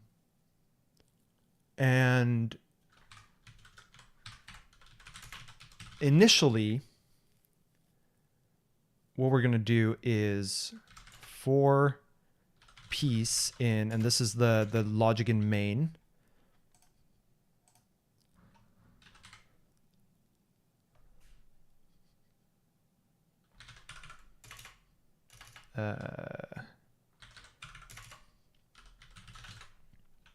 And I guess, do we already have a piece? No, we don't. Great. So I want to go to lib and I want to create a piece thing.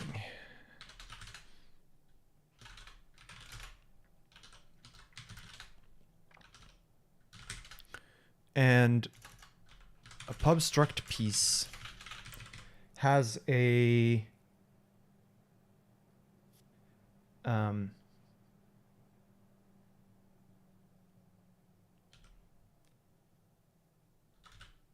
it has a list of peers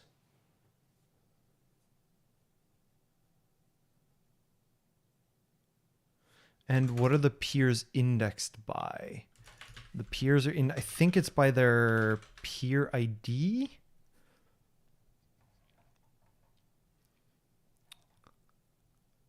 Yeah, so the peer list is just a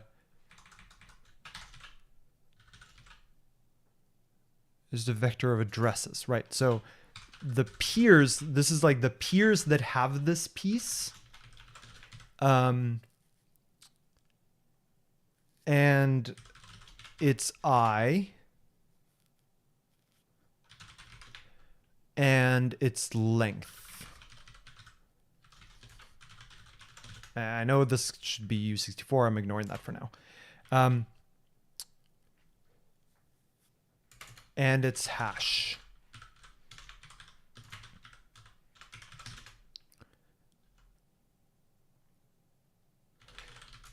And And then I think what we'll want to do, we'll derive debug partial eq ord partial ord.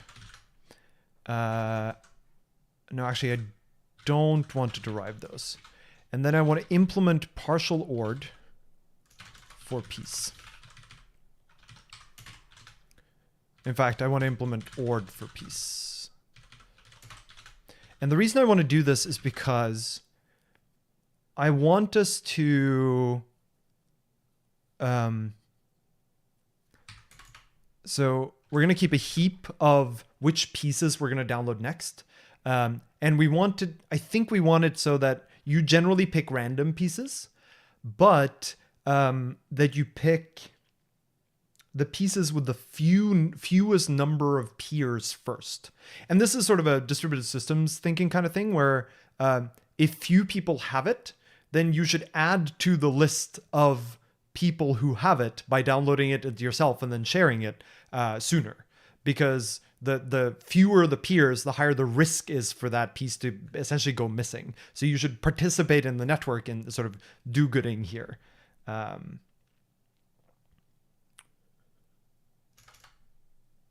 In which case, what we want, and I think, what is binary heap? Binary heap is a max heap. So by default, it picks the values as sort, the next thing you get out of a heap, it's whichever value has the highest ordering, the greatest ordering. But when you derive partial ord and ord, it orders the fields in this order, which is not actually what we want here. I think the ordering we want is self.peers.len compare with other.peers.len. Then I want us to order by self dot if there's the same number of peers, then I kind of want us to give a random ordering. But that's not a thing that Rust really likes for you to do. Because if you order randomly every time, you get into this really weird situation where you might sort an array and it assumes that the sorting function is deterministic because it might compare the same element multiple times. So if you sort randomly, a bunch of algorithms are just not going to work anymore. So I almost wonder whether we want like a seed here, which is just going to be a random number. Let's say U64. Which we're going to use to ensure that we randomly select pieces if they have the same number of peers. And this is basically to distribute load. If everyone chose to, let's say, order by number of peers and then by the hash, if every implementation did that, then everyone would choose to download the same hash next. And so you end up with this like contention in the network that is unnecessary. So I think what we want to do here is then self.seed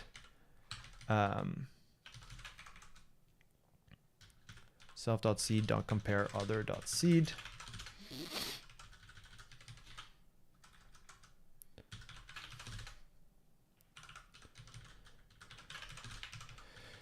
And then, you know, we can compare all the other fields too.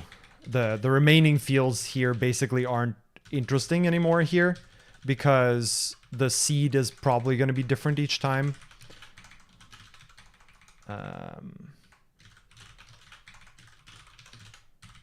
So we could do hash length peers or piece peers. It doesn't really matter. And then we can also implement partial ord, which we can trivially implement by saying sum of self dot compare other. So anything that's ord is trivially also partial ord by the same ordering function. Okay. So what we now want to do is something like implement piece, pub create fn new, piece I is use size, and I guess this is really going to take the torrent. No, it's going to take the...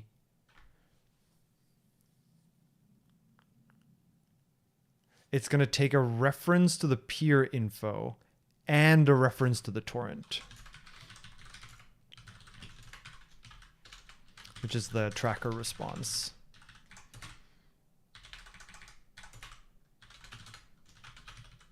And it's going to return a self.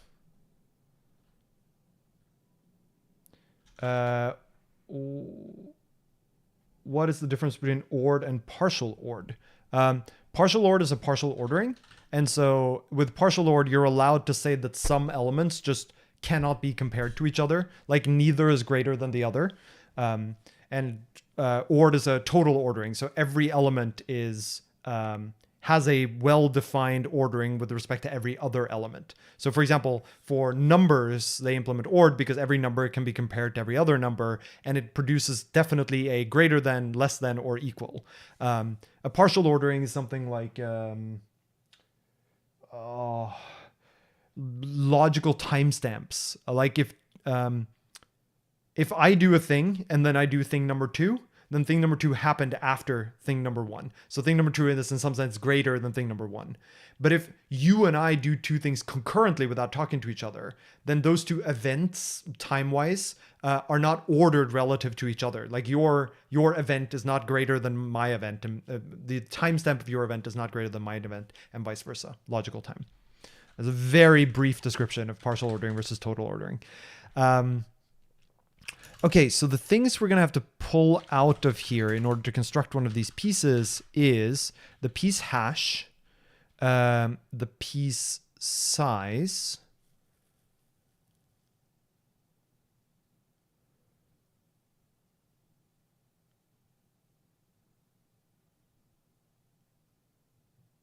and the length here is t.length.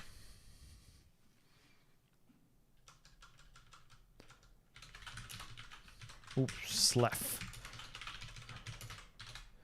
So piece I we have, length is piece size, hash is piece hash. This doesn't need to be a reference. Seed is going to be a random number. And here we could use something like, what's fastrand? Is that the... oops, nope. Fastrand. I think it's called fastrand.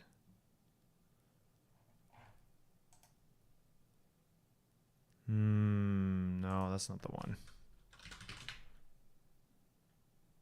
Rand. Sort by recent downloads, and I want... Or maybe it is fastrand.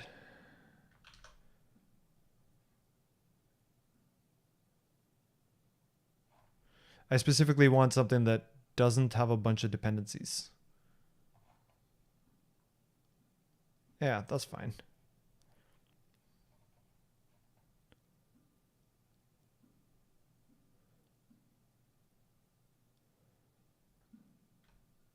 I thought there was another one too that was like the one used for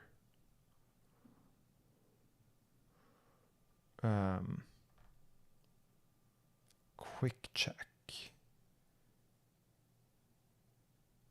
Yeah, but what is the quick check one? Doesn't really matter, I suppose. That's fine. I'll take fastrand. Cargo add fastrand. So seed is going to be fastrand random. U32. U64. Any range. And the peers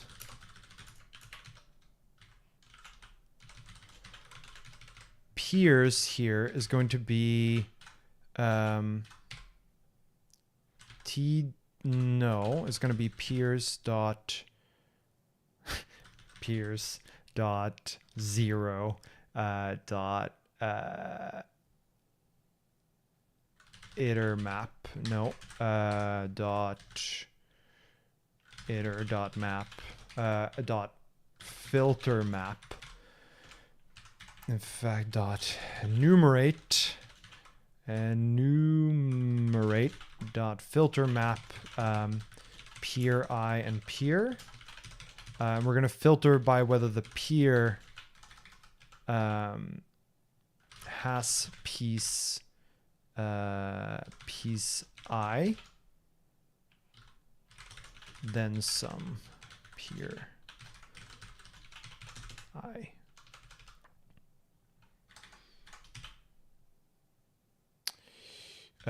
Bit fields. Oh, this actually needs to be. Oh.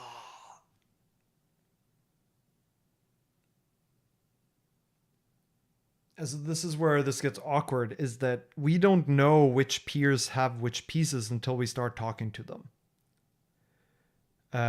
Which means that we don't actually know. It's hard for us to tell in advance how many peers have a given piece, because the only way that we can know that is by connecting to them.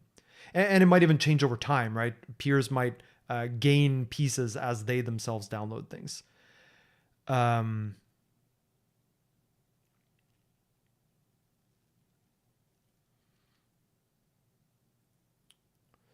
So this raises an interesting question, which is peer list. So I think what we need to do is we need to pick a random set of peers that we initially connect to. And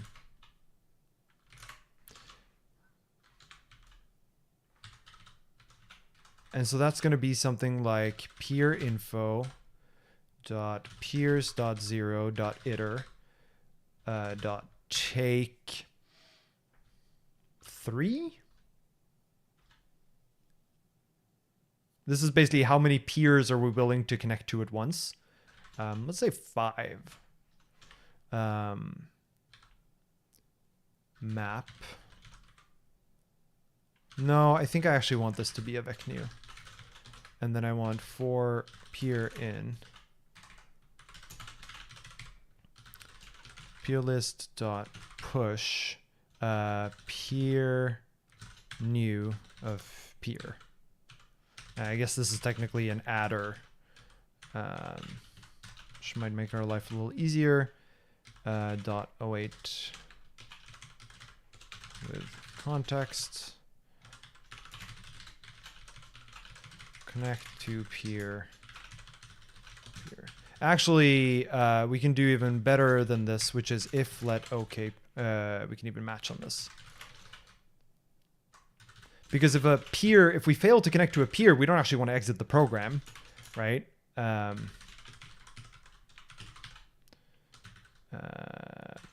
Peer. And if we get an error, then we could actually just like sort of failed to connect to peer, peer adder.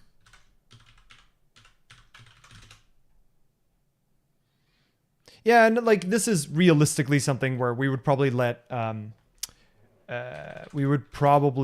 users indicate this setting, right? So if peer list dot length is greater than or equal to 5 to do user config, then break.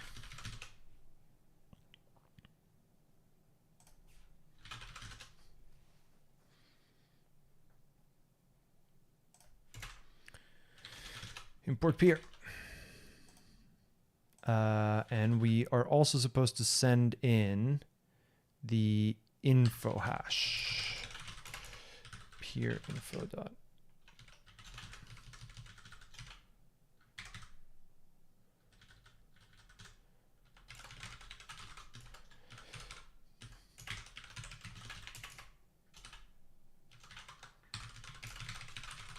Info hash so that we can also do that here.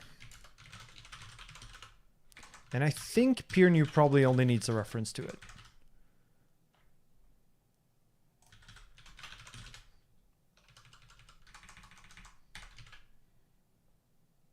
I guess not. That's fine. It can get it. It's and this can get the actual address. So yeah, the problem of this is we're not actually connecting to these in parallel. All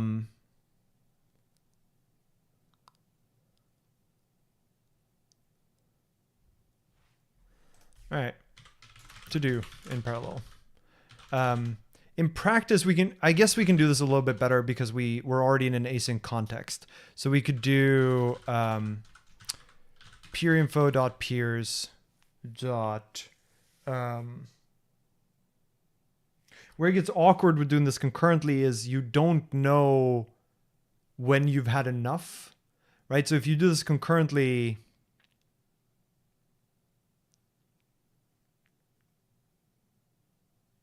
I guess you might just drop the connection, which would be okay. That's fine. So here's what we'll do then.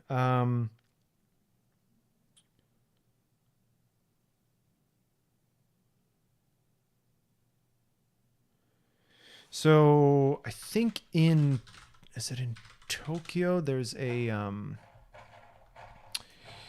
where is this thing? It's in task. Join set. No, it's join set.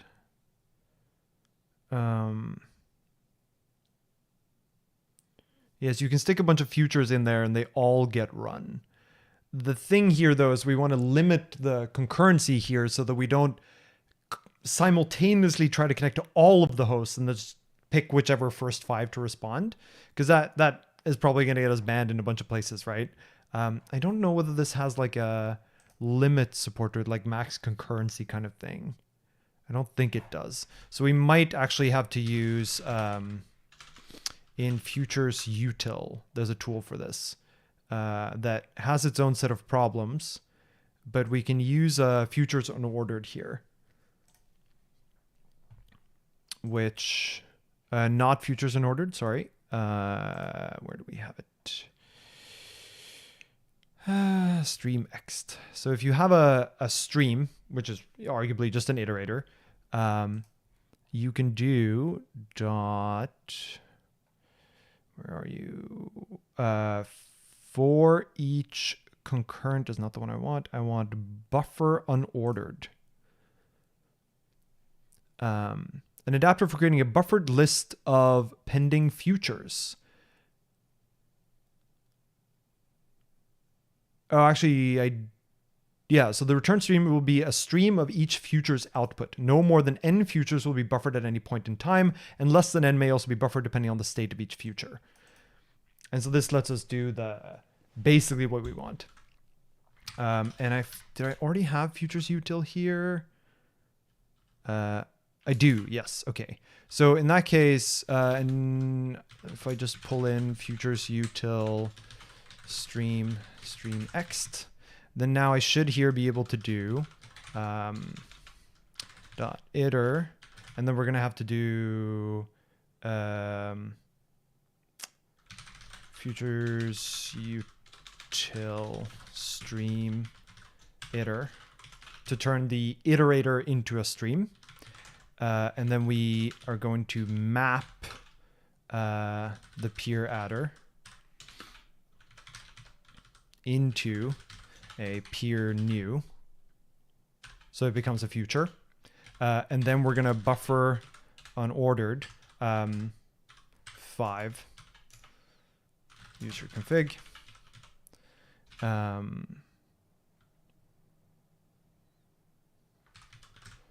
And then what I want here is let mute so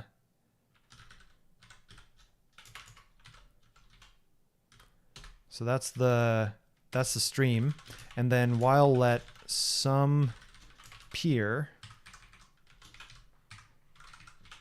is peers.next.await.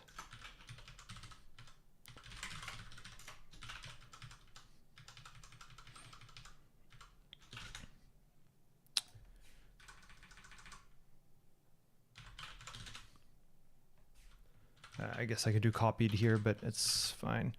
So what this will do is we're creating a stream over all of the addresses. For each one, when it gets pulled into the buffered unordered. So we construct a future for each one, but constructing the future, if we go here, constructing the future does nothing because this just constructs a TCP stream connect.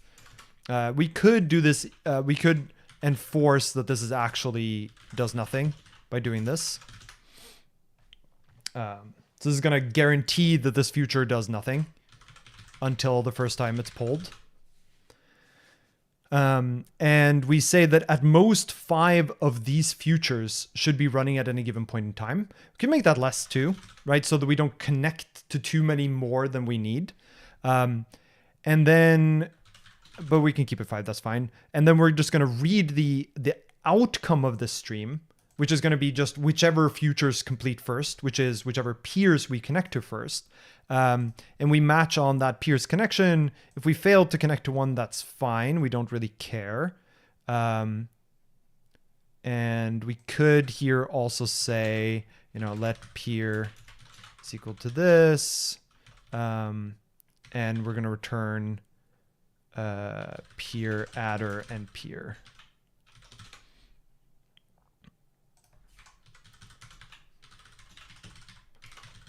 Like so that we can give error message about which peer we actually failed to connect to. And then we can do E to print out the actual error that we got.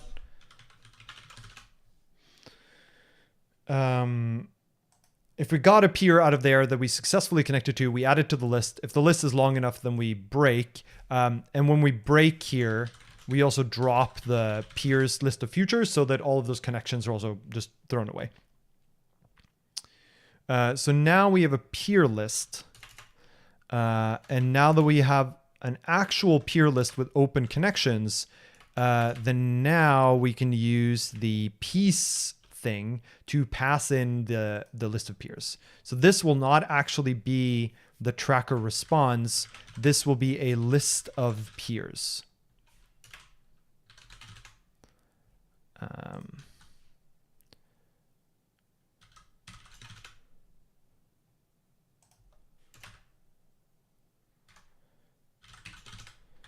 And in fact, if we go to peer here, I think this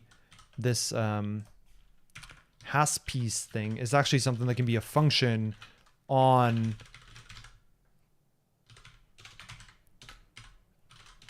the whole peer and not just on the bitfield subfield, which is not public, right? So if you have a peer, you can ask whether it has a given piece.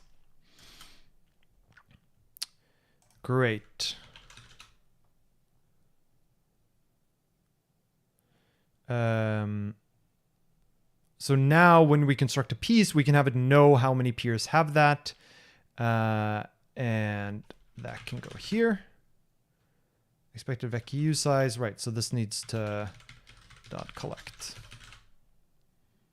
Excellent. So if we now go back to download, then now we can do need pieces dot extend of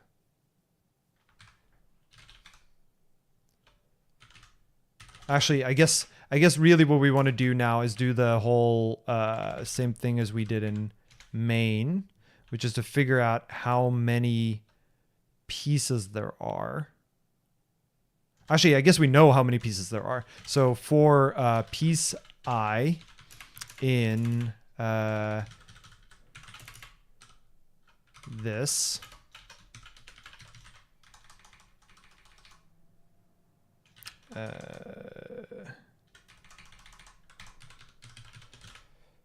for each one, we're going to say piece is now going to be piece new of piece I, reference to the T, reference to peers.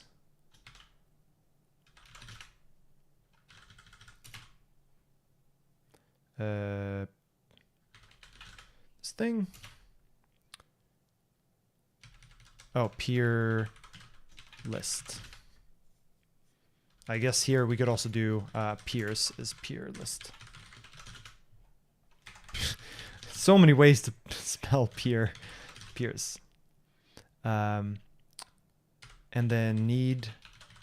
We could even do here if piece dot.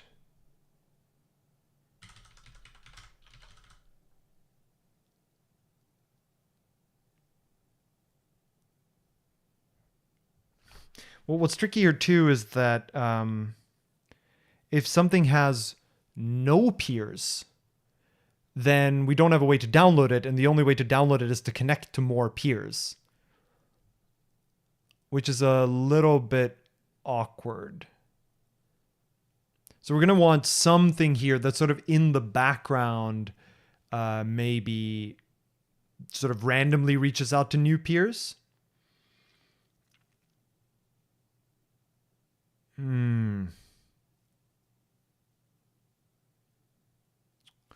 But okay.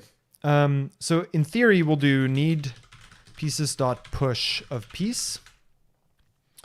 And then now that we've added all of these in, what I was thinking here is that we kind of want something like no peers.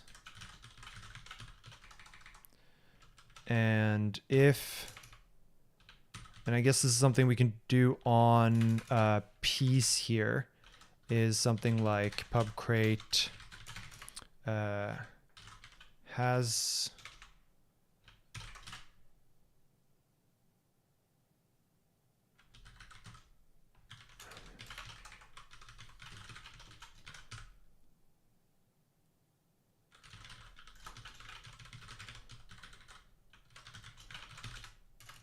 so we could do here if piece.peers.is empty, then no peers piece, else need pieces.push piece.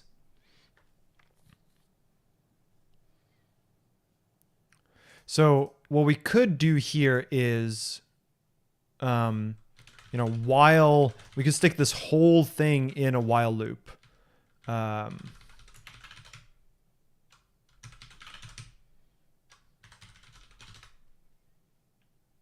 Or in fact, it would have to be like this whole thing out here. We basically need something to make sure that we have at least one peer for every piece. But I'm gonna skip over that for now because I want to get to something more complete, and then we can refactor it to take into account that case. So for now, we're just gonna assert that no peers is empty, and this is obviously a giant to do. And then what we'll do is while let some next piece is need pieces.pop. We will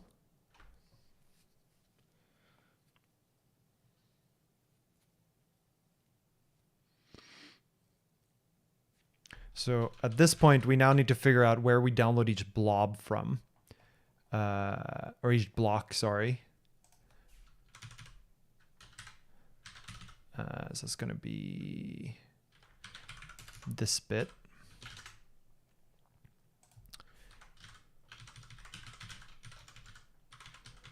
Piece and peers is messing me up real bad. So I want, this is another helper that I want here, which is length. It's going to tell me piece.length, like so. Oh, where did we stick block max?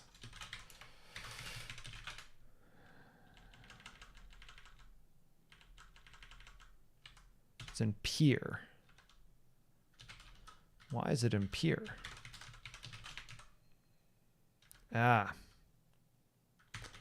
think this actually goes in lib. That's what I think. So here we're going to import create block max, And then we can do the same thing in download. Block max comes from crate. Great. And the piece size. Yeah, we can track that in here. This is let piece size is piece.length.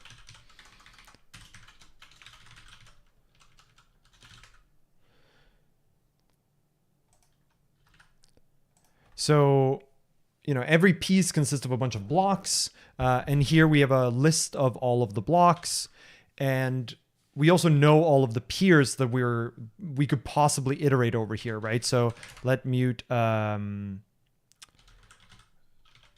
peers is going to be... Actually, I don't need it to be mutable. I just want to do... piece.peers.iter.map.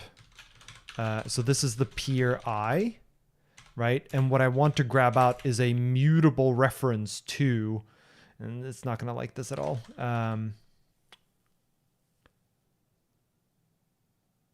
What I really want to do, right, is peers of peer I. This is going to complain about multiple borrows.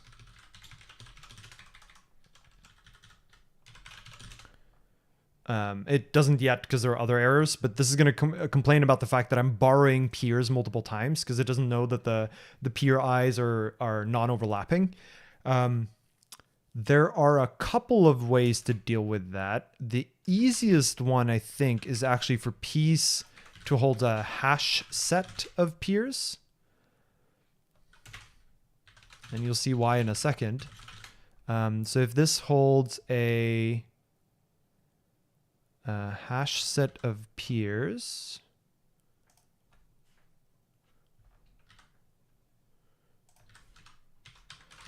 hash set of this, what's it complaining about? Hash set usize is not an iterator. I mean, I agree with that.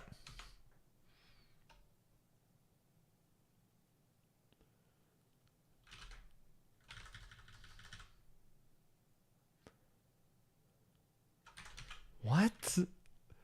Wait, what? Hash set? Does it not implement? I don't think hash set implements ORD.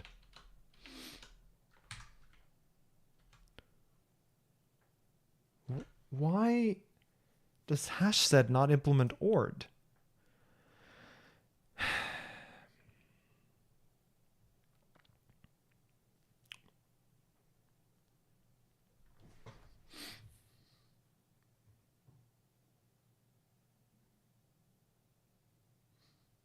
Why can you not order hash sets? That just feels like an unnecessary restriction.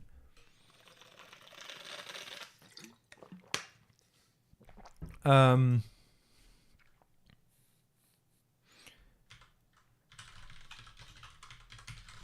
I order their iterators? I can. Okay, great. That's good enough for me. We're basically never going to get to that part of the comparison anyway. I guess it could be a B-tree set instead of a hash set, but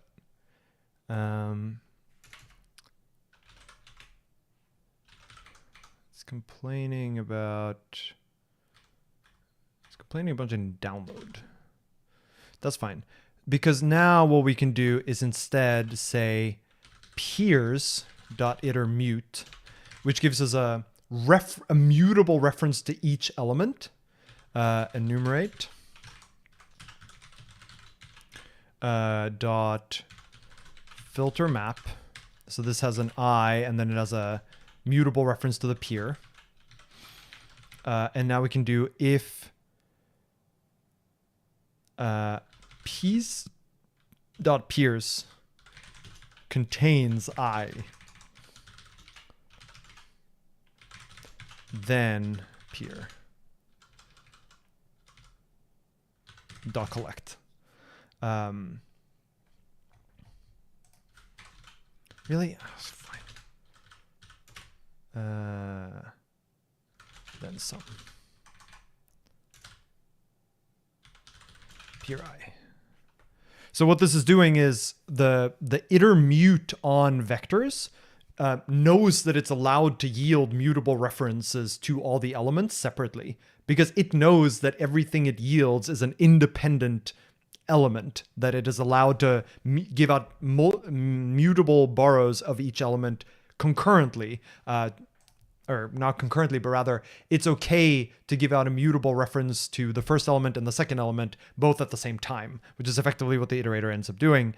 And so then we can filter that iterator based on only the peer eyes that appear in the peer list. And the reason I wanted this to be a hash set instead of a vector is because otherwise we would need to search the vector every time for the element, whereas with a hash set we can just do contains. Oh, it's because iteration isn't defined. You're right. Iteration is random for hash sets.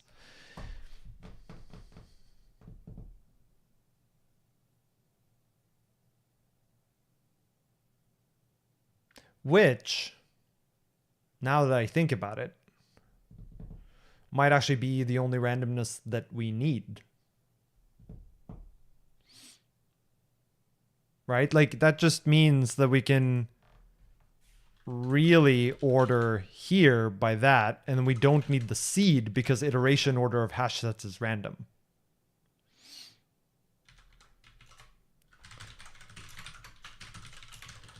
Of hash set to avoid deterministic contention. So that way we no longer need the seed here, which means we no longer need fastrand. Nice, I'll take it.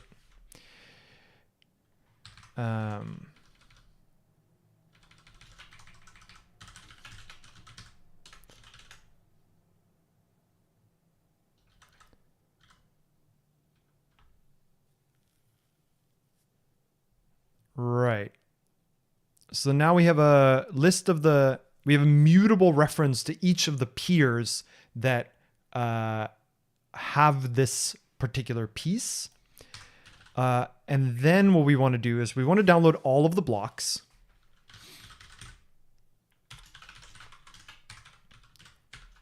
And I want to map block I here.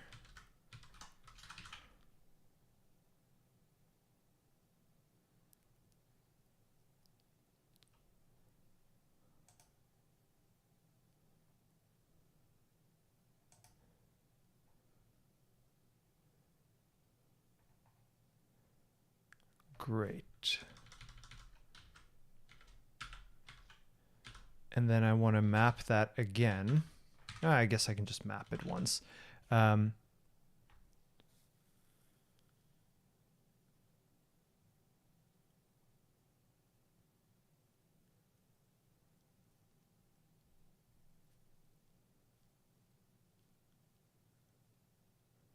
So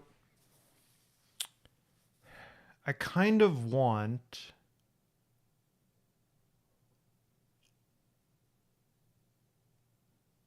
so we're trying to download all of the blocks, and what we actually want to do is not quite this. What we actually want to do is make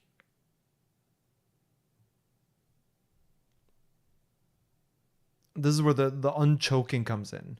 We want all of the peers that have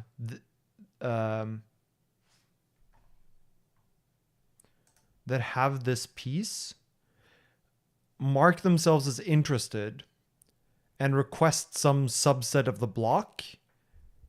But if a peer is choked, then we want another peer to take over that block instead. So it's like one way in which we could do this, right, is we pick a random peer, like rand choose or whatever of peers, and then we just send the request to that peer, And then we do all of these in parallel. But I don't think that's actually quite what we want to do. Instead,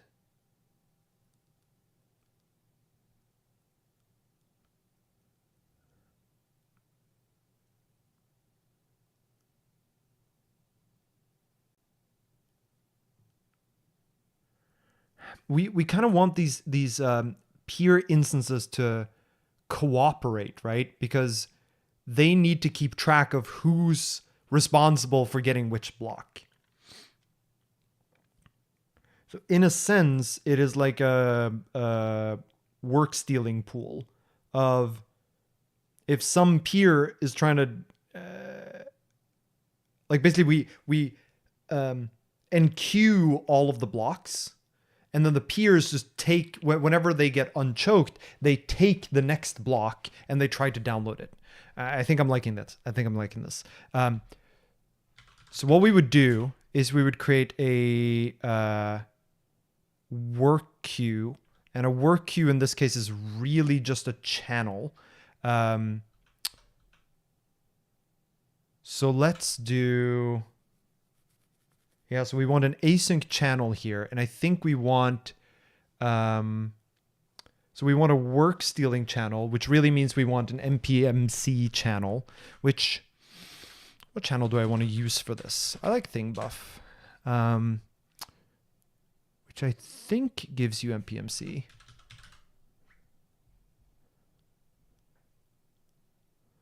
ThingBuff.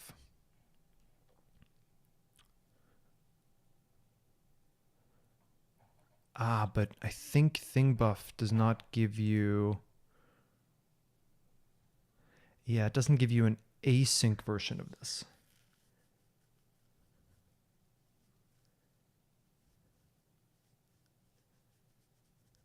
Because there's an MPSC channel built on top of it, but that's not quite what we want either.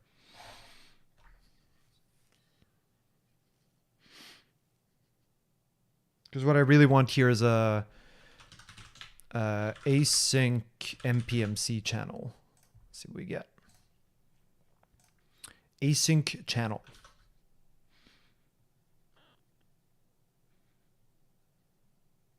Well, but this is a small based one, which I don't want for Tokyo. Flume. Docs. Async. Yeah, but it uses a sync API, which I don't really want to use. What's canal?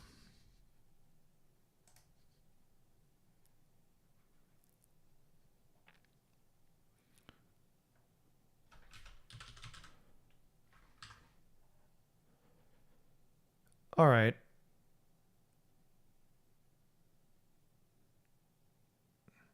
Higher is better.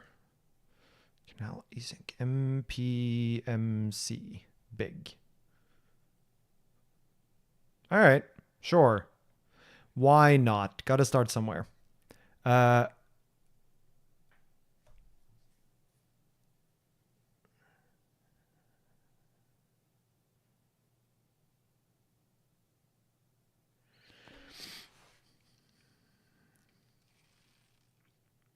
What I actually want is a single producer one.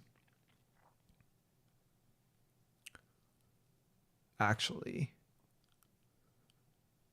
No, I need a multi-producer. So the reason I'm hesitating here is because imagine that you have two peers, and we have a channel where we send all of the block indices, like all the block i's, we send to a channel that's shared between these two peers. Imagine one of the peers is really slow and the other one's really fast. So the first one, so they both initially grab a thing from the queue, and they both sort of request that. And then the fast one completes, takes another from the queue, completes, takes another one from the queue, until eventually the fast one is sitting idle and the slow one is still sitting on that one block that it initially took. what would be really nice is if there was a way for the fast one to steal the block from the slow one, or alternatively for the slow one to time out and then basically deregister itself and stick the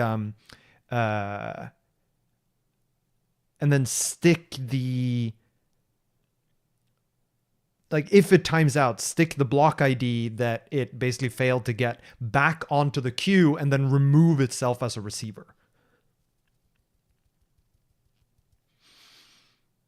That's what I think I want. In which case you need an npmc because you need to be able to have a receiver send back to the others. Is Tokyo Sync broadcast good enough for this? I thought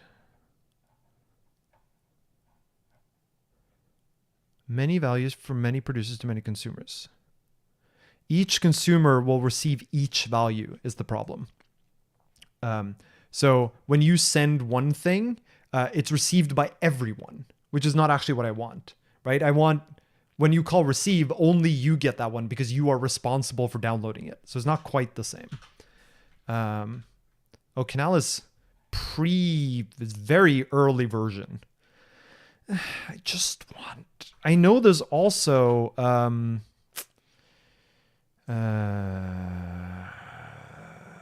it's none of these. It's, in Crossbeam, there's like a work stealing queue, but it's not async.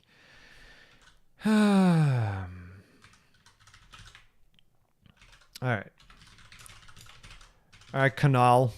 See what you can do. So here's what I want. I want a TX and an RX. All right, let's call it submit and tasks. Is Canal, I think this can be bounded actually. Bounded async. Because we know how many blocks there are.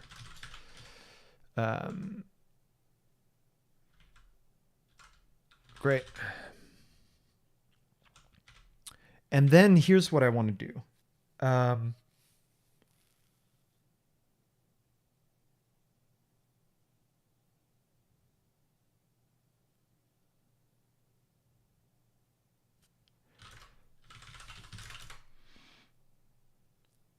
Join set here is going to be, so if you remember from the Tokyo docs, there's a join set under task, join set. Await completion of some of or all of the tasks in a set. The set is not ordered and the task will be returned in the order that they complete. Now, we don't actually care about what they, the completion result for these. Instead, here's what I'm thinking.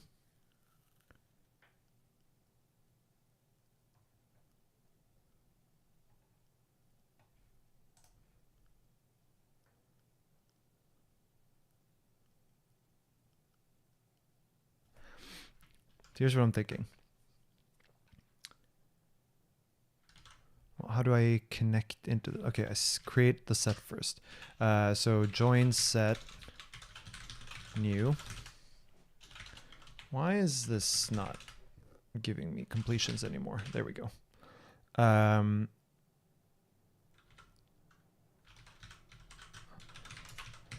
For peer in peers. And then I want to do something like participate. And I'm going to give it submit and tasks. And I want join set dot spawn async move. In fact, I don't think the move here is going to matter. So I want join set dot spawn.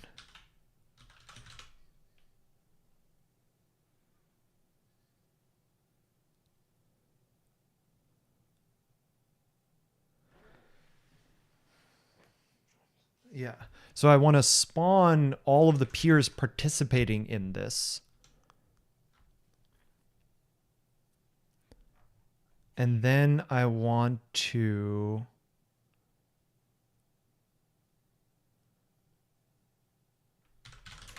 for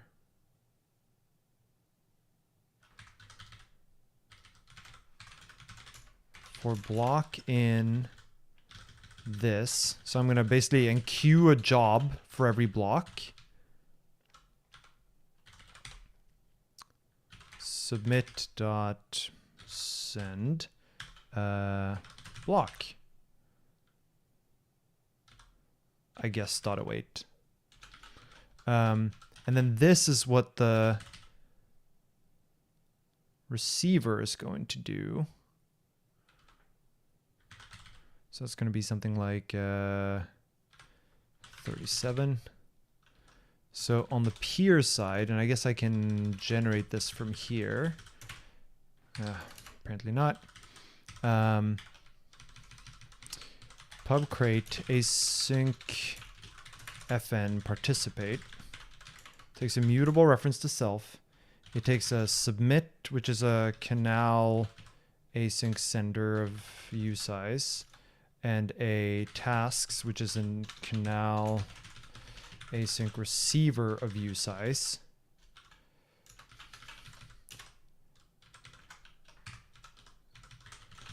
And inside of there, it's going to do something like I get while let some block is tasks dot receive dot await.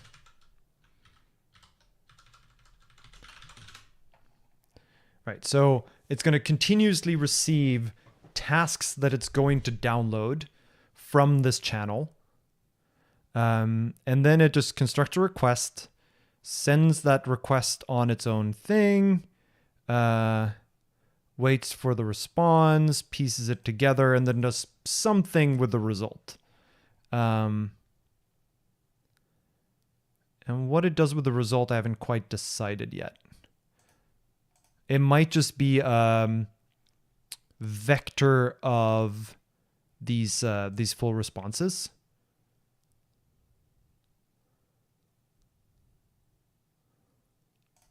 Yeah. In fact, I think I want another one, which is finish and done.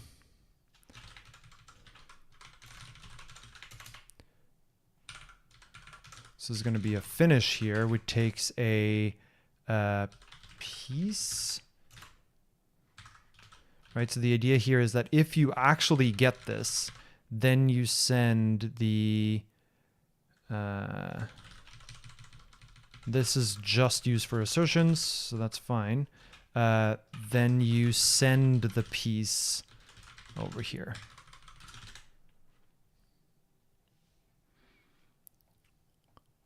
And then I think what we'll do is probably this await. So here, we should have a timeout and return block to submit if timed out.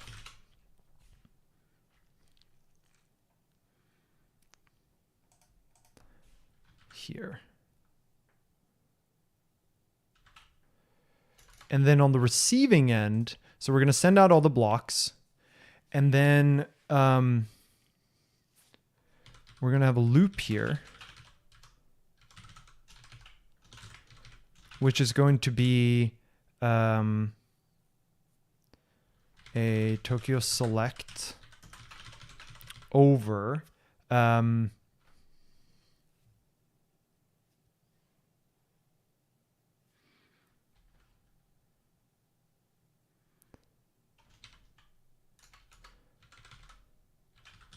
join set.next.await or join set.next and done.next.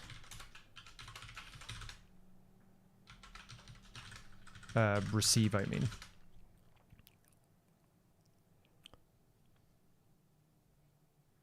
And this can actually be a Tokyo MPSC. Tokyo Sync channel. MPSC channel.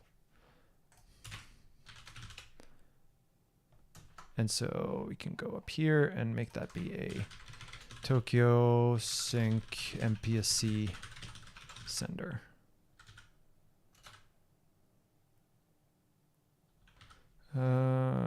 What is type of piece here?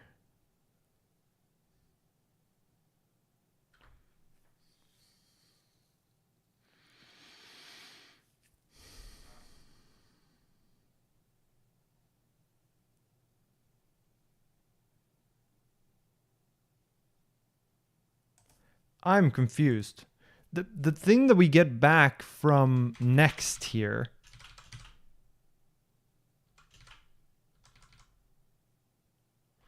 something's lying. Right,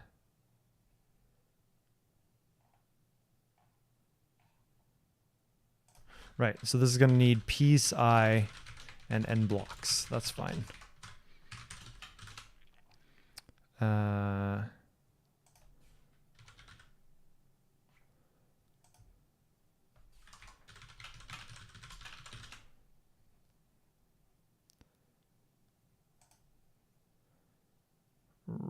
Piece size. Okay, it also needs the piece size. That's fine.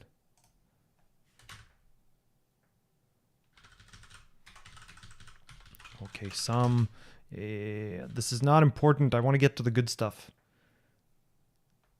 This is self.stream. And this is self.stream. And now what's the type of piece? Is a message. So message is what I want to send here. And I suppose this can return anyhow result. So if one of these fail, like if a peer completely fails in the middle of downloading blocks from it, we want to like eliminate it from the set of peers. So that's fine. If we get down here, then okay. Great. So this one's now happy. Task receive returns a result of use size. Okay, that's fine. We don't currently use submit because of this to do. But the interesting part here should be, what do you mean you can't infer the type? Oh, peers here can be a, doesn't really, vec is fine. Doesn't really matter. And this now needs piece I, piece size, and end blocks. Piece I, piece size, and end blocks.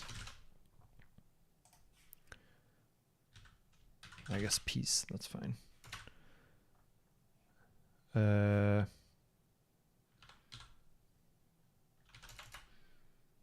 Oh, I guess we actually need to show which piece this is. So length and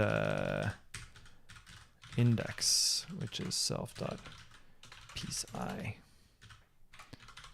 index. Okay, so we're gonna make all of the peers participate by running this loop. Then we're going to send all of the blocks in as jobs. And then we're going to observe both the done list and the join set. So the reason we want to watch the join set is if a participant ends early, it's either slow or failed.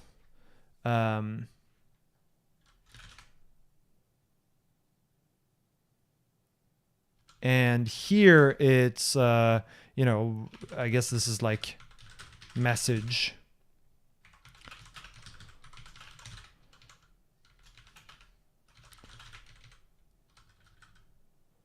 Then, you know, keep track of the bytes in message.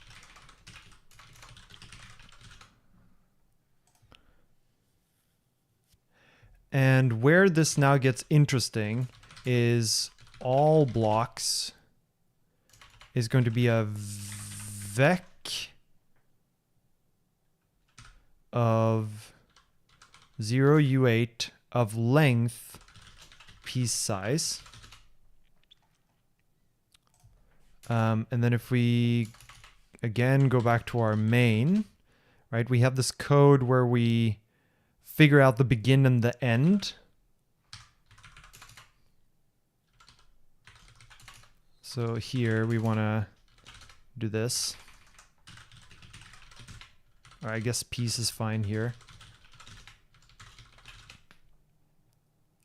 And this is actually a create peer piece, just to be clear. And so what we should now be able to do is we find the block of bytes in here, and we should then be able to do all blocks sliced from piece.begin and onwards. Copy from slice piece.block. And then we can get rid of the asserts. What does this? Type U8 cannot be indexed by range from. What? Oh, begin as U32, as U size. Next does not exist for join result. What is it then? It's called join next. And it's either, it's an option result.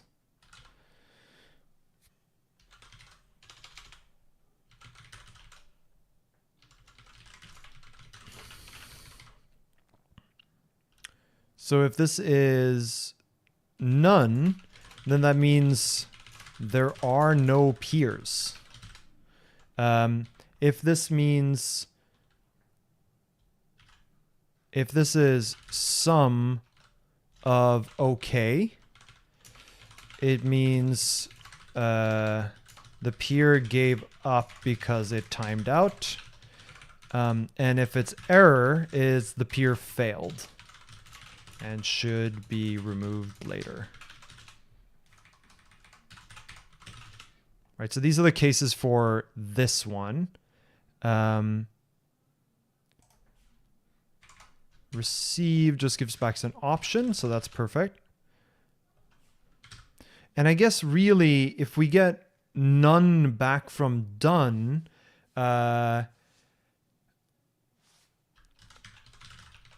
if let some piece is piece, then this else.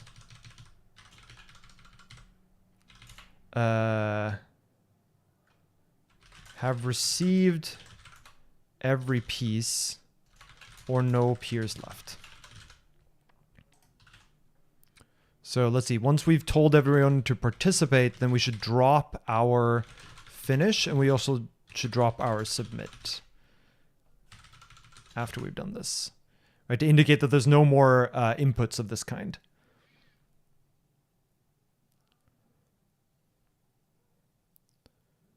Any code following this expression is unreachable. Why? Oh, right. So if we get to this, let's break. Technically, we're going to need to do a little bit more than that. But at the end of this, we should now end up with all of the blocks having been filled into this vector. And so now we should be able to compare the SHA-1. What's the stuff we need to implement to get that? We need this.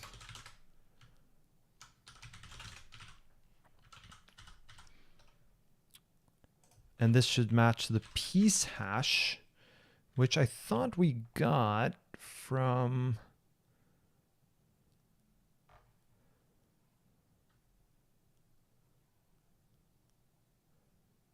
Right, so in piece, We have the index and we also have the hash. U820. And so we should, at the end, make sure that this matches piece.hash.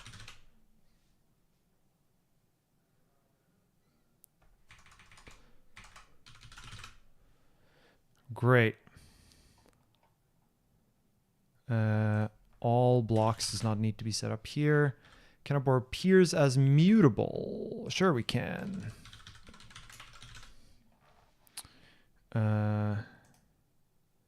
Peers was mutably borrowed somewhere.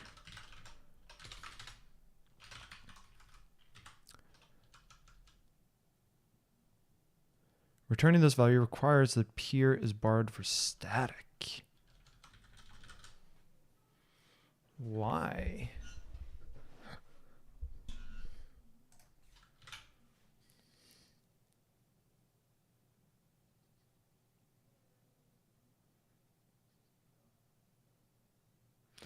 Oh, this is because...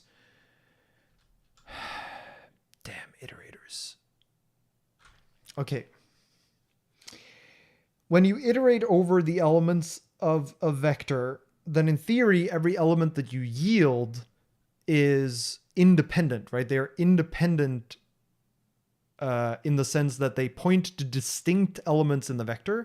And it's okay for you to have a mutable reference to the first element and the second element at the same time because they're non-overlapping. They're non-aliased. And in theory, this should be fine for iterators too, because the iterator should be able to yield elements that are tied to the lifetime of the vector rather than the lifetime of the iterator. But the iterator trait was stabilized long before generic associated types, which means that if we now look for vec slice mute. So itermute has a mutable reference to the overall slice, and it's going to be interesting actually. Iterator. No, it should yield elements into the vector. So why is it unhappy about this?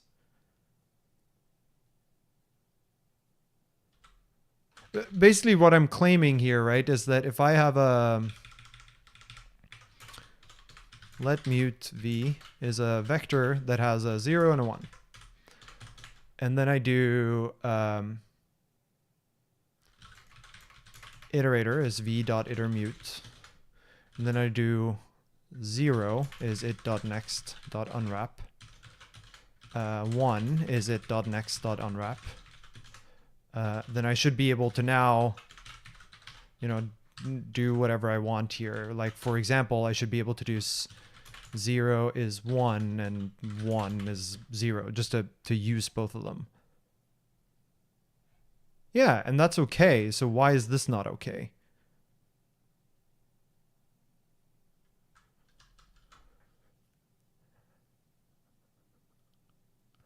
I wonder whether this requires that it's static. That's why.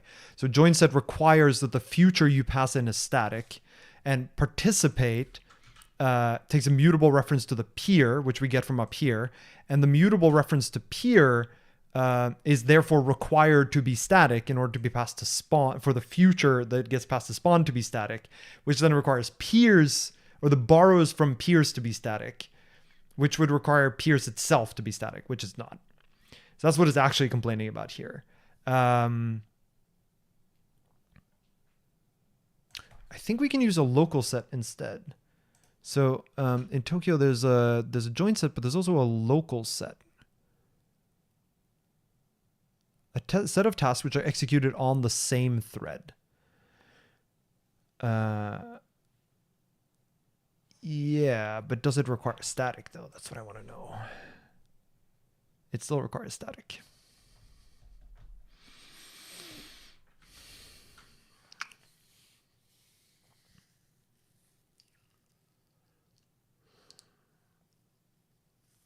So we either need to move the peer into the future. So the participate future would consume the peer and then like return the peer at the end. Or we would need this to just kind of work. I thought there was a way to have one of these that's not static.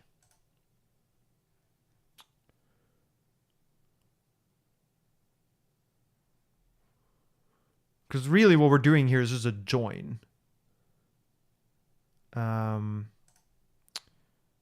But I can't use the actual join macro because that requires that you enumerate all the branches.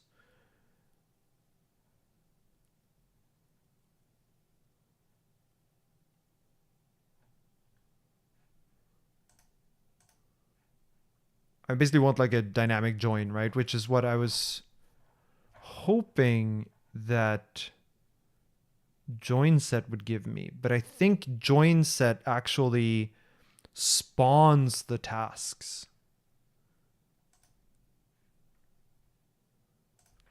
Which is the problem, because the moment you spawn them, then they are, then they do need to be static. And I thought local set allowed you to do this, but for some reason, it doesn't require send, but it still requires static.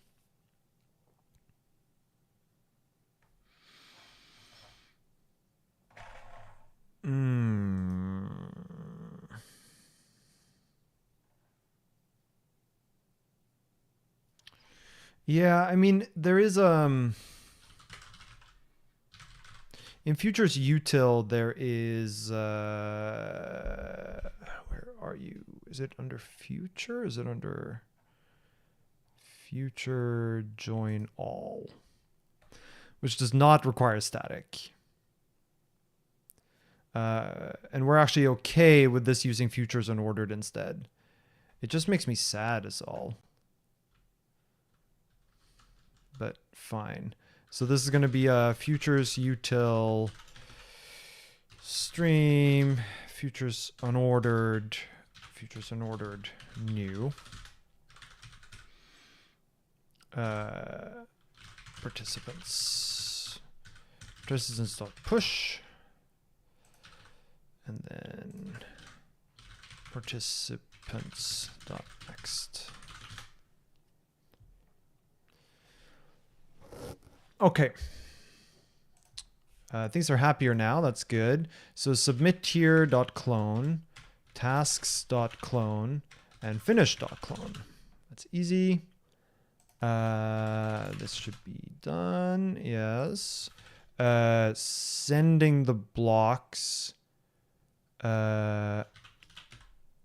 Unwrap.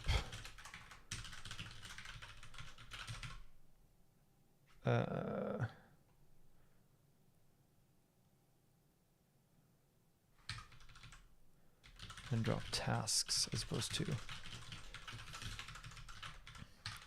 all peers already exited, which actually means we could even do this up here.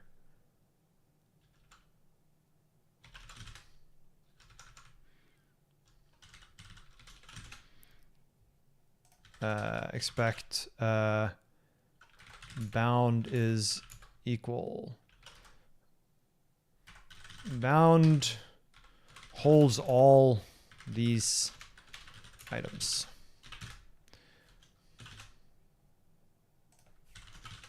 Right, so we queue all the work. We make all the peers start their sort of work stealing collaborative journey. This is basically cooperative multitasking, right? And then we watch for things to finish. If we get a piece, then we're happy. If we've received every piece, then I suppose what we could do here too is mute bytes received is 0. And then we could say bytes received plus equals piece.block.len. is if we get here, we should assert equal bytes received with piece size.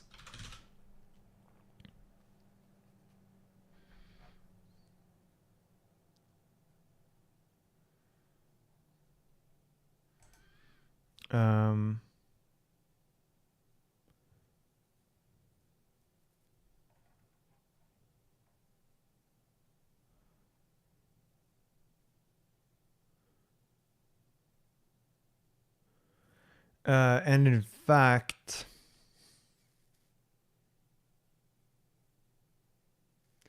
okay, we're actually in a slightly awkward place here. We have to be a little bit careful around cancellation because let's say that all the pieces are done here.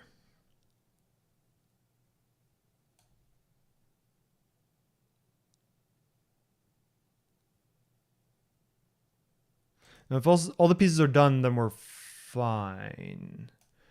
The thing I'm concerned about is that we drop the future of a given participant while it is still active. So for example, let's imagine that I just had a bug here. So I broke here the moment we get any piece. What will happen is that means that we're going to drop participants without letting all of those futures finish. If we drop participants, then that means that we're going to drop this entire async block, right? This is a future, and we would drop that future mid-execution, which means that we might drop it here, for instance. So we've sent a message, but we haven't received the response. So imagine that we drop the future right here. And then we go through another round and now we download a different piece and we try to use the same peer. Well, it hasn't read this thing out yet. So when it starts, it's going to send another message to request something. But then when it goes to read, it's going to read the message that it didn't get around to reading last time because it was canceled. So that's the thing we have to be careful about here. So really what we want to do is make sure that we always wait for all of the futures of all of the participants. And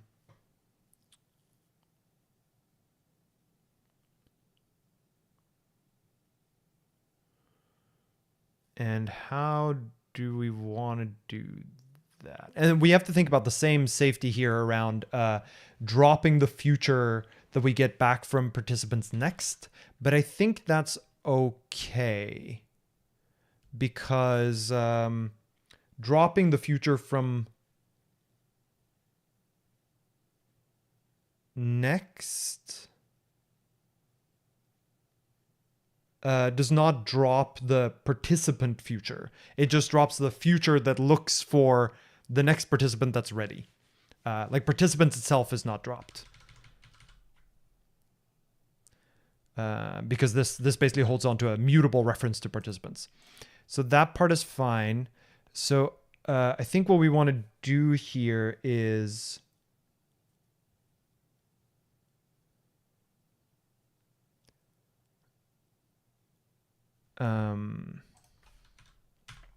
if not done dot closed, maybe.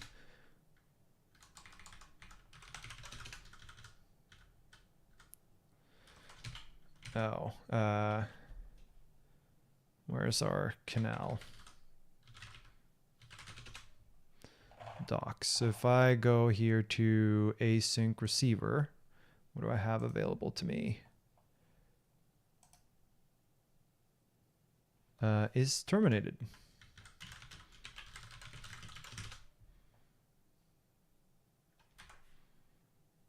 Oh, right. This is actually a Tokyo channel. MPSC receiver. Wow. There is no is closed. That makes me sad.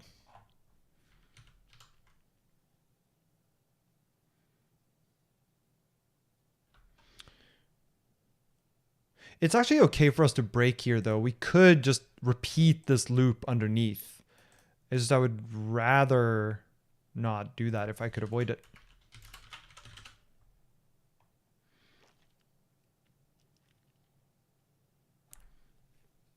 No, there's a close method, but that's not what I want. I want is closed. I want to check whether it's closed. I don't want to actively close it. But I think actually, so if we've received all of the done events, I think that has to mean that all of the participants are either here. So one of these triggers that, right?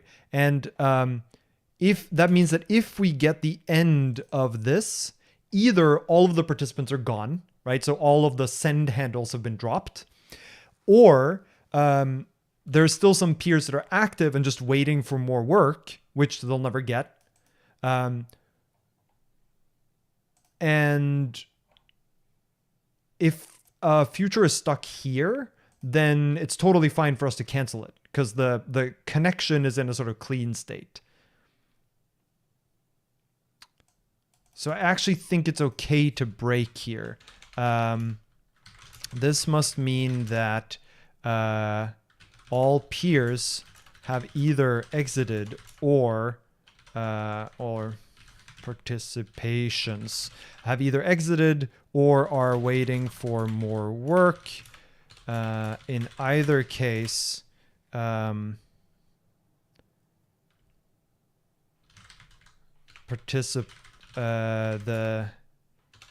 it is okay to drop all the participant futures.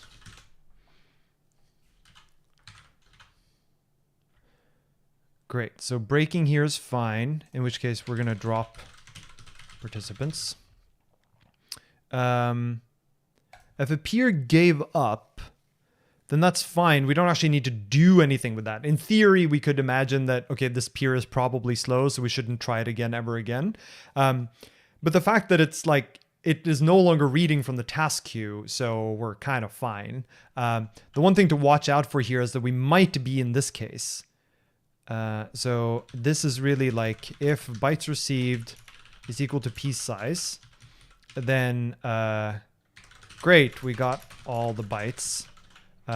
Else all the peers quit on us. So we don't actually have to handle this case here because either there are still more peers, in which case they're going to continue to handle the traffic, or there are no more peers, in which case we'll still get into this case and we'll just get into the else case down here. Nothing to do except maybe deprioritize this peer for later. So like a to-do.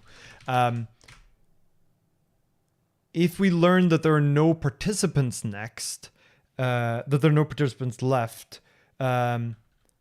this must mean we are about to get none from done.receive, so we'll handle it there.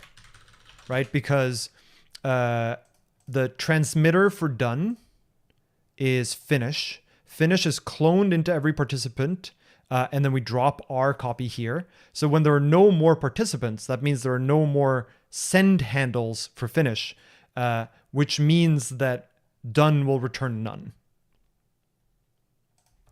So there's nothing to do in this clause because it's the same as this clause. And it's just racy which one we hit first. And I guess this we only need to think about this branch if this is participants.isEmpty.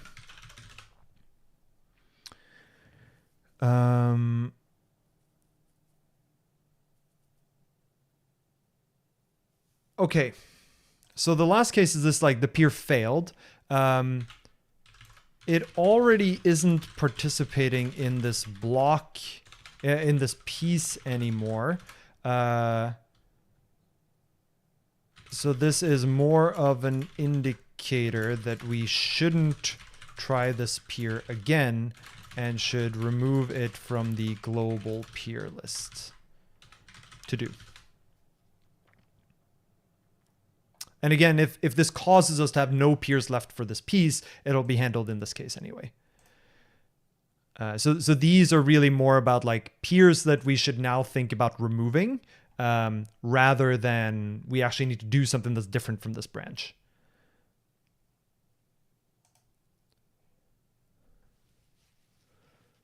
Great. So this is the only break case.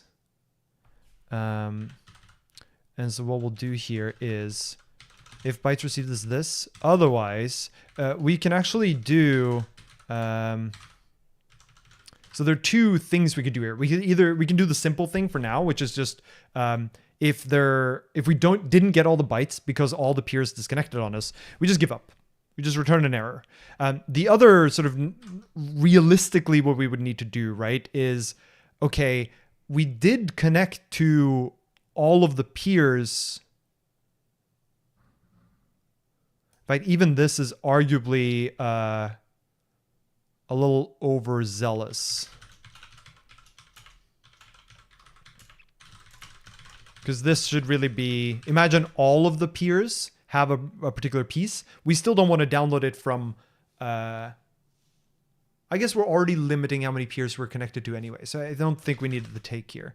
But what that means is if it turns out that none of the peers that we originally connected to are accessible to us anymore, none of them are able to give us this piece, then the only thing we can do is connect more peers, which sort of happens outside of this, right? It happens all the way up here. So we would need to grab more things into this in the first place.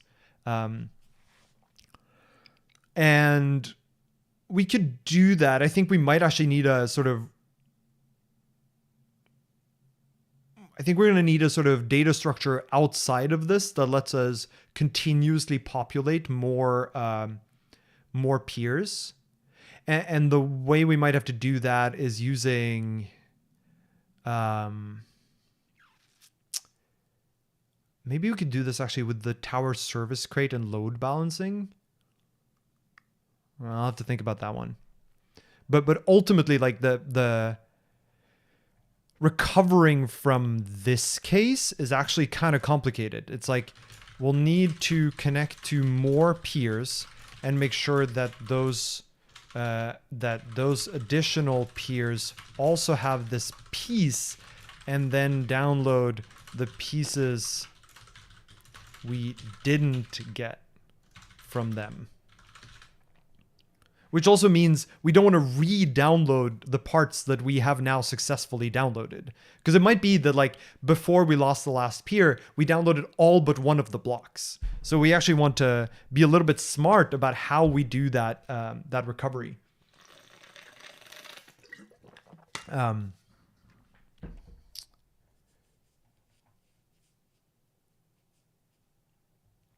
Yeah, we'll have to think about that.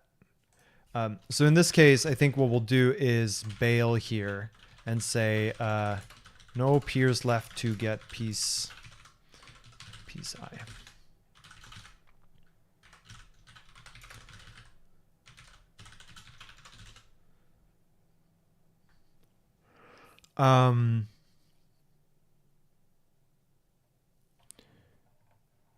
And the nice thing that we can do now that we have this loop, I think we can expect here.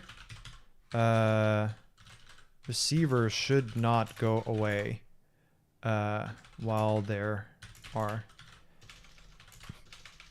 active peers, us, and missing pieces, missing blocks, this one. Is that here we can actually correctly deal with choking too. Because down here, I suppose, right? We can do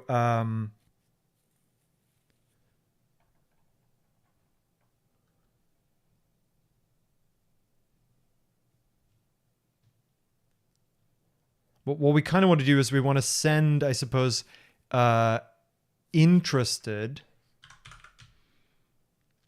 when we're asked to participate. And this was previously in main, right? So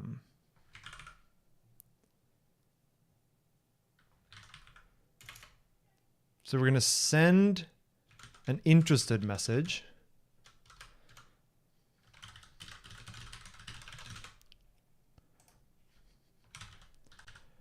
And now the thing that we're going to need to keep track of is whether we're choked.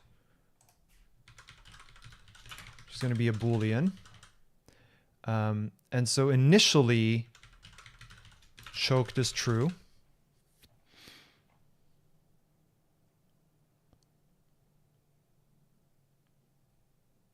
So we can't expect to get one of those. So initially, we're going to assume that we're choked. And initially, we're not going to say that we're interested in anything. And then when we're asked to participate, we're going to send, okay, we're interested now. And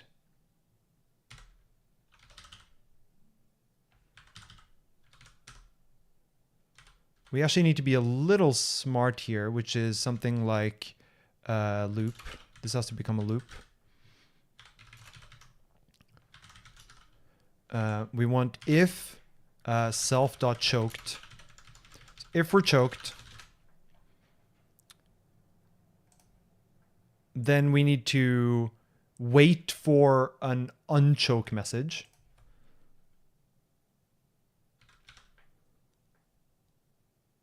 And I guess here we can match on unchoke.tag.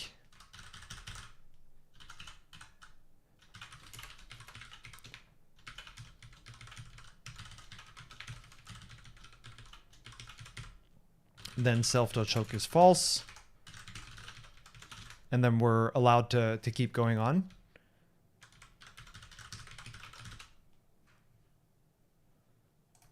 If it's anything else, then this doesn't really help us.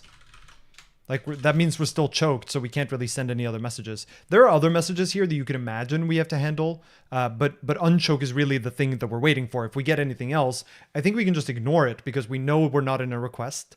And if the other side is interested in something, we're not going to send them anything anyway. So I think unchoke is really the only message we can get. We could look at the spec here.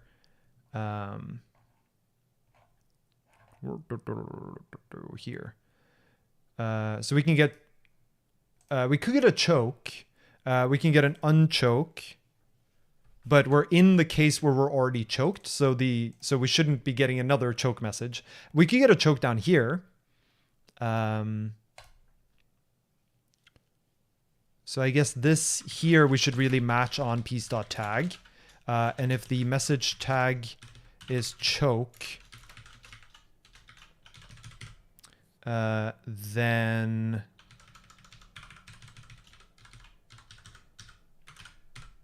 we should set self.choked is true. We should do submit.send the block, right? So we should make someone else take this block instead because we're choked.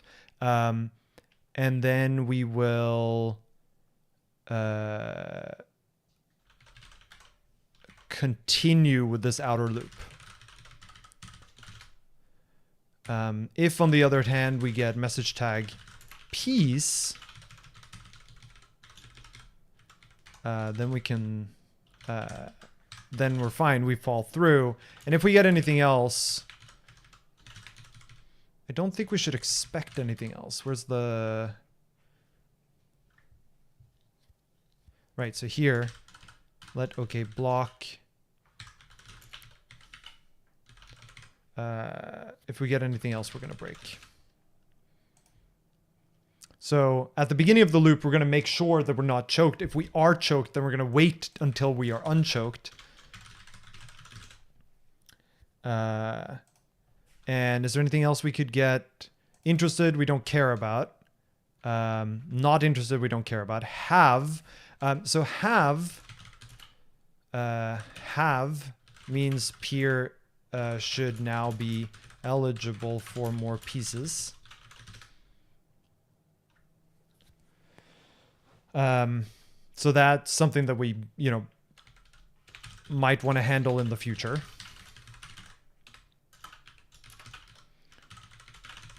So this is like a to-do update bit field, and to-do update a list of peers, or add to list of peers for relevant piece.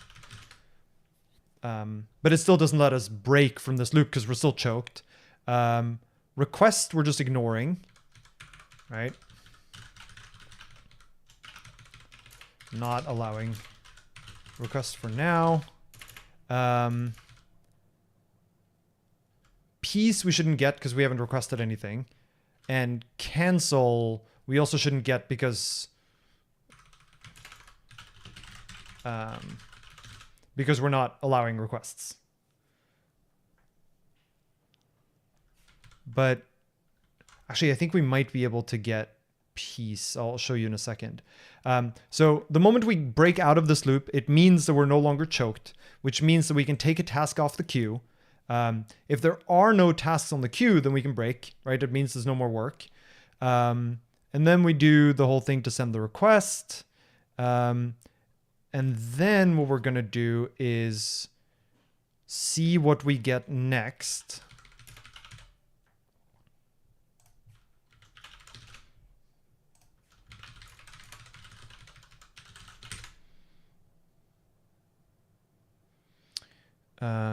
Like so. If we get a choke, then we have to continue this, which is going to be then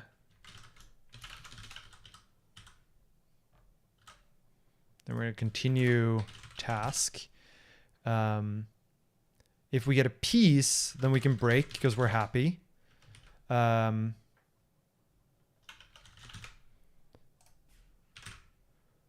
And I think it's impossible for this to have gone away.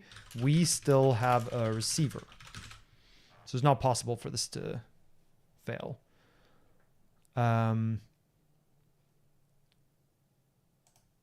If we get a piece, then we're good. What else can we get after sending a request? I don't think we can get anything else. Because we know we're unchoked. I guess we can get the... we can still get have. So this is, I guess we can do message tag interested, message tag not interested. Like these we just ignore. These, what I actually think I want here is something like pub crate fn. Well, yeah. I'll leave that for now. So these ones can all happen down here as well.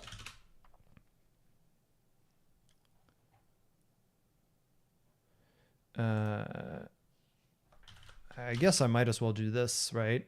So message tag unchoke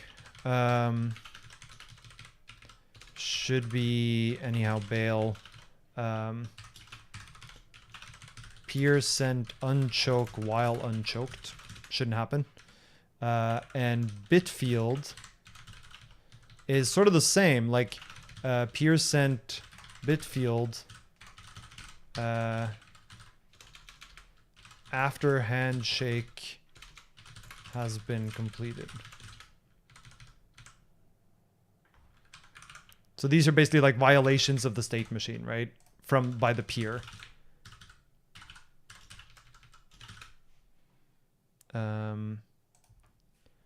And now the interesting part here is, whoa, okay. Piece. Is this possible? So can we get while we are choked, can we get a piece?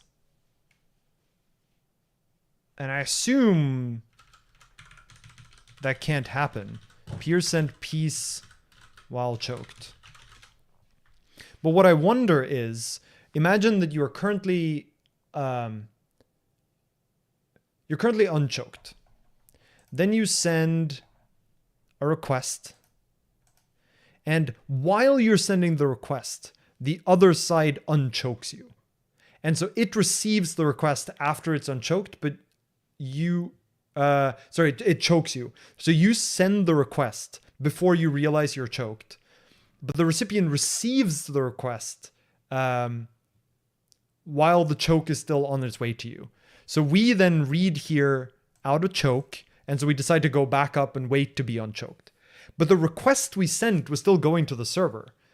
Is the server ever going to respond to that request? Like if it decides to unchoke us, can it now decide to send us that piece anyway?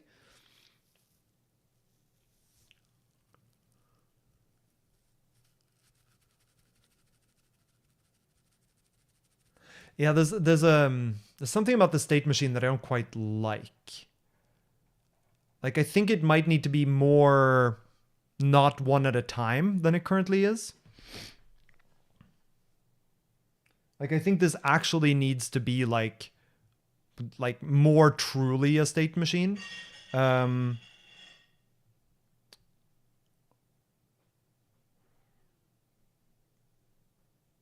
like it's a little weird, right? Imagine we get a piece that we asked for ages ago, and we thought we were choked, so we thought it wasn't coming. Then if that piece now comes, I guess we could send it on the finished channel, but we already yielded that block for someone else to be responsible for.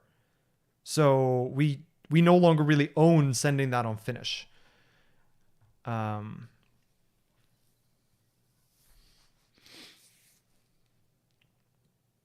Yeah, something's not quite right here. Like we can make it work, right? So we can say we can just ignore this piece. Piece that we no longer need / are responsible for. And we can do the same down here.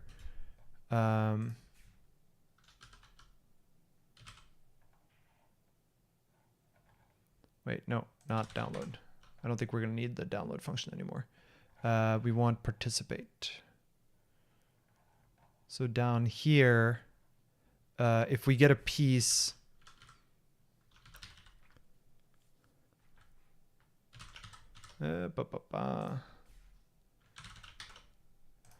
here.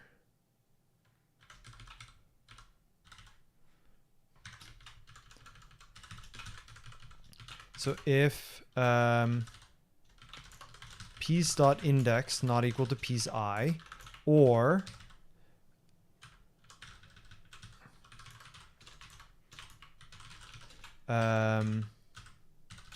piece begin is not equal to the piece we're waiting for, or those are actually the only two things that really matter. This can actually be an assert. So if either of those are true, then it's not the piece we were looking for. Otherwise, it is the piece we're looking for and we can break. Right? So if we happen to be getting some piece that we asked for in the past, we're just going to ignore it because it's not the one we needed. The reason I say it feels a little weird is because having this twice, for example, reads a little odd. And you could also imagine that you want to support requesting multiple blocks simultaneously, maybe. But maybe that's also an optimization we don't care about. The fact that we have to duplicate have is a little weird. But maybe this is okay. We'll see how it plays out. So if we now go back to download,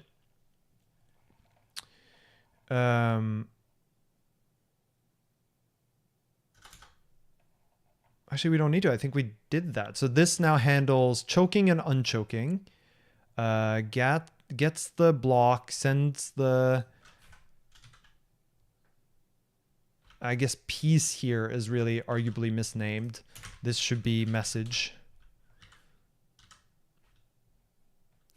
And it's a little misleading for the message tag here to be piece because it isn't a piece, it's a block. It's a piece of a piece. But fine. Okay. So now that we have this, And we're ignoring those, and that's fine. It shouldn't be a problem in this instance. And then we get all of this back. So we now have all the bytes. So bytes here is now going to be all blocks. And files is just going to be...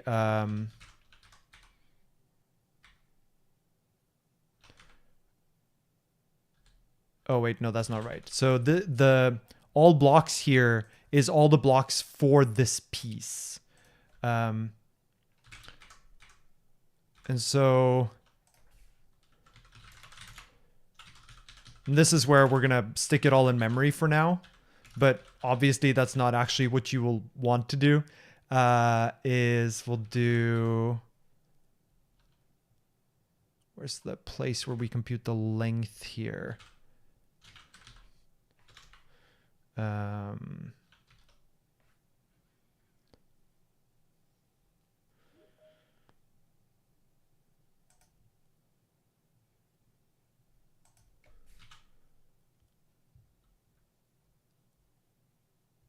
I thought we added that to the tracker, did we not? I guess we didn't. Sorry, I mean to torrent. No, we did. Okay, yeah, so t.length. So we just create a giant thing that holds all the bytes of all the pieces. So clearly you would not actually do this, right? Like, to do this is dumb.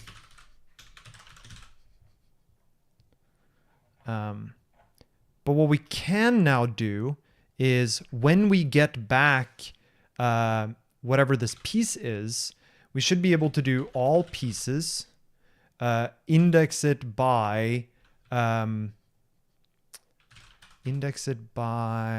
do we have the piece I, right? So this is going to be piece.index multiply by the t.info.plength there, and further, yeah, and then we just copy from slice all blocks.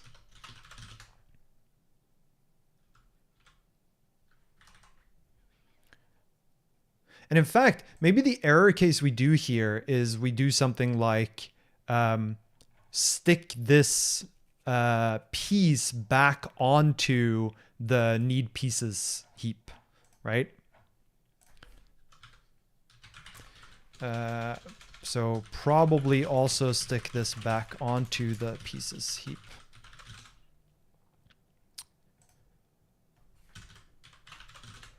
But after we've done all of this, and after there's nothing left in need pieces, then now bytes should be all pieces.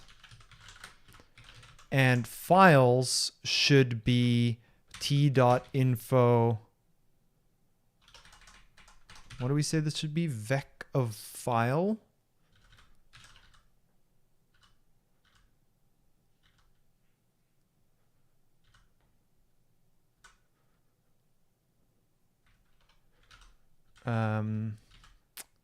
Which is going to be a match on t.info.keys.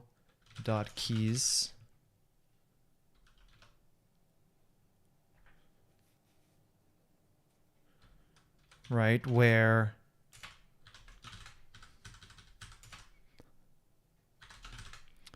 single file, then this is going to be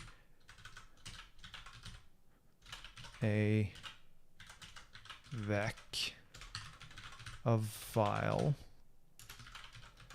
Otherwise, it's just going to map to files. Length, and the path is just going to be t.info.name.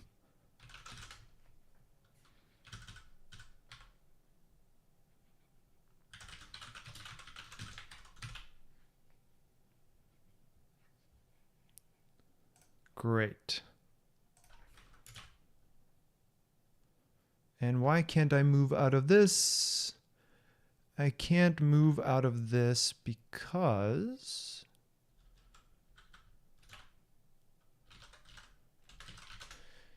Let me move it.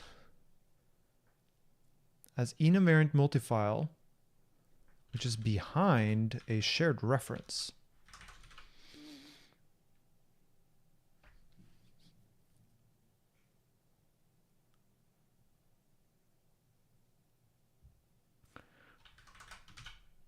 Oh, it's because fine. It's because we're taking in a reference to the torrent is why.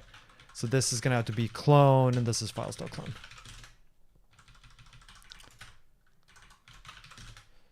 Great.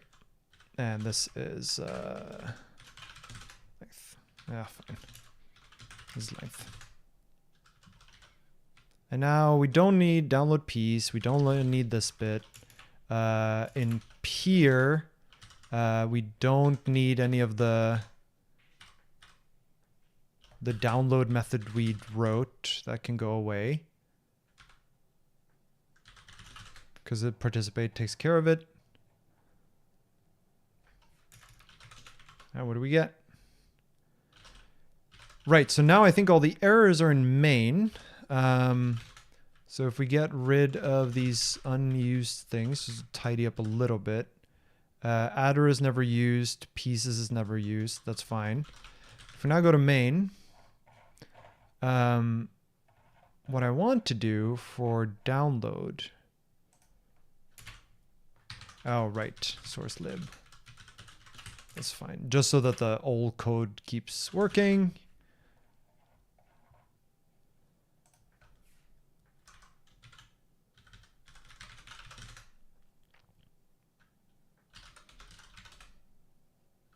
Nice. Okay, so this now builds with the code the way that we had it. And I wonder if this will just sort of work.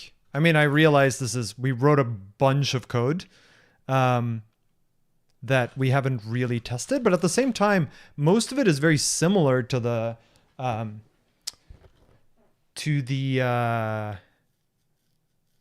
like it's sort of copy pasted from what we had before. So the main question is whether this scheduling logic actually does the right thing. So let's do git add dot git commit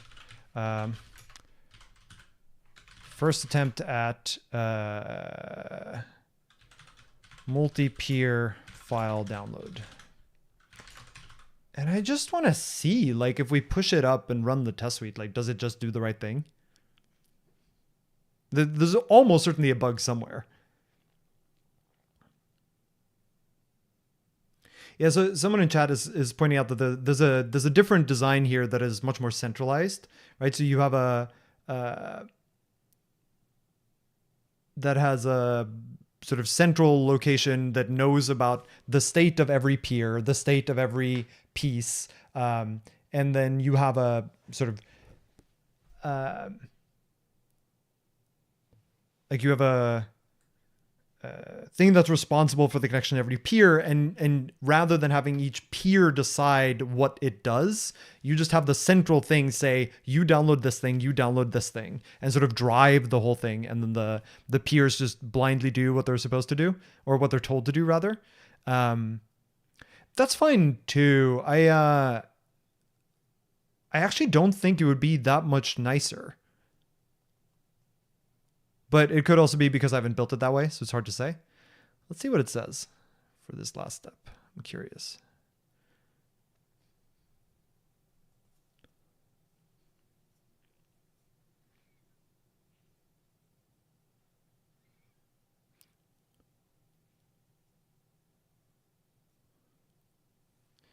Build. Thank you. Step 18. How many steps are there? I don't remember how many steps there were. What are we here? Step, I don't know what step this is.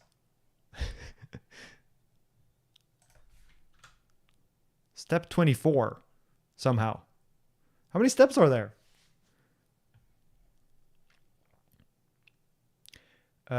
What is Codecrafters? Oh, it's this. So this is from the previous video. This is the site that has like, build your own X style challenges. And so I was doing their build your own BitTorrent challenge.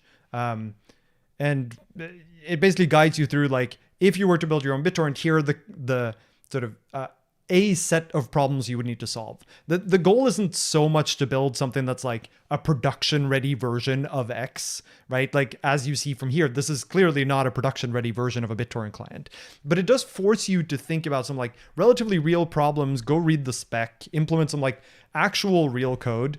You know, I think this is a good way to learn in general. If you want to try it out, then there's here, you could do it through this thing.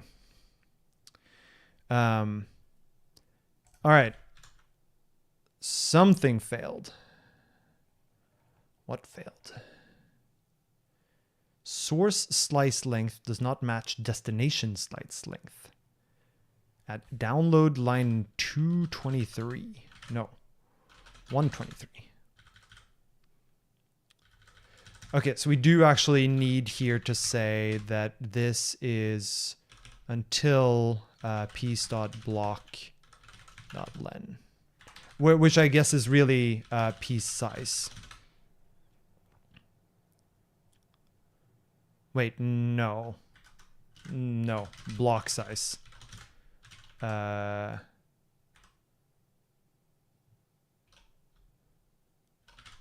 And block size here is piece.block.len.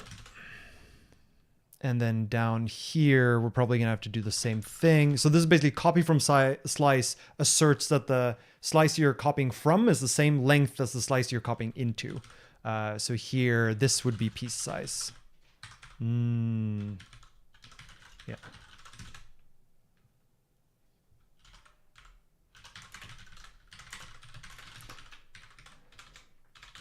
Copy from slice is strict.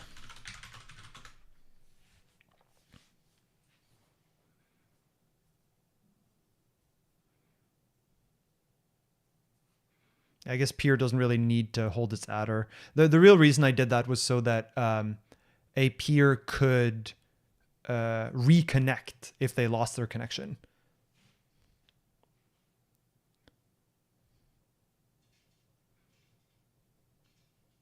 Stage 11. I think it's stage 12 is the last one. Oh no, it is stage 11.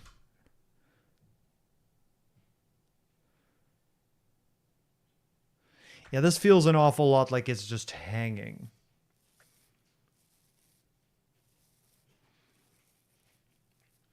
So the question is where it's hanging. I forget whether can I like get one of the torrents? Yeah, there's like this thing. Download.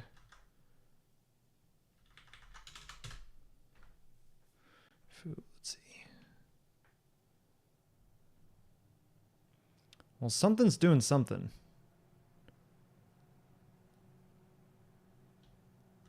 Nice. Okay. We get no output. Great. So let's do a little bit of debugging for our own sake. Start receive loop. See if it gets there. It does. Okay. So this is participant finished, and this is got piece. This is got pieces end.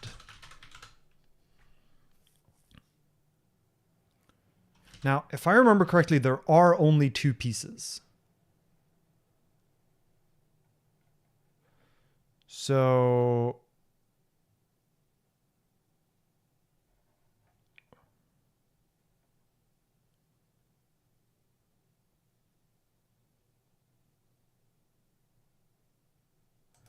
oh, I know what's going on. Okay. So this is actually if bytes received is piece size, then we're done here.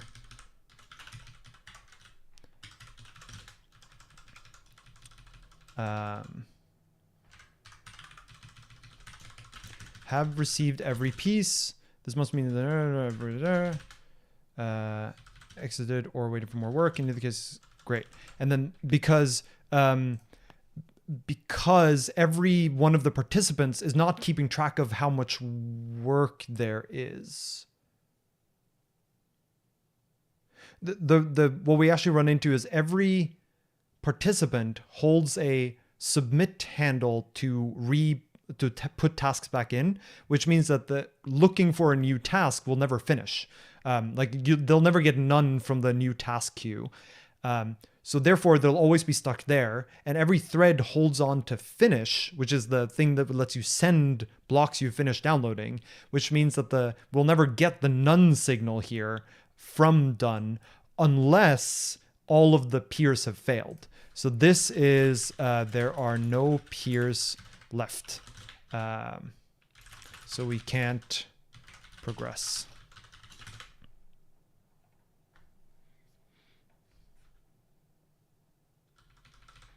And in the else case here, this just means that there are more blocks left. So here. Oh!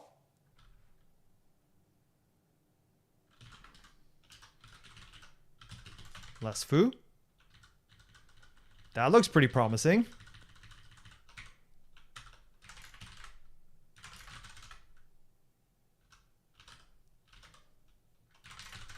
Right? Actually exit when done.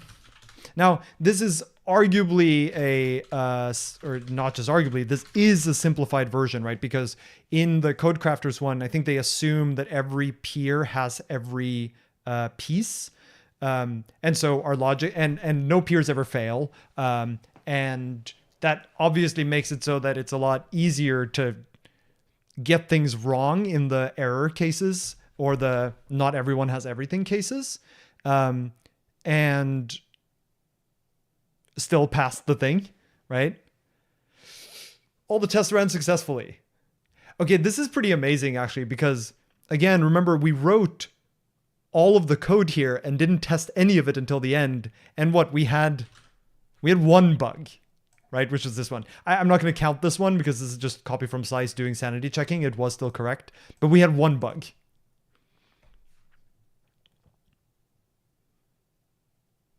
Nice. That's really cool.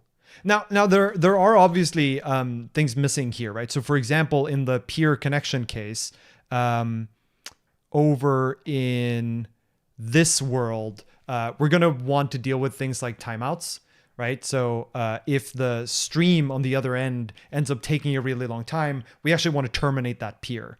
And that's not something we currently have any handling for. So we'll add that here. If .next timeout error and return block to submit if next timed out.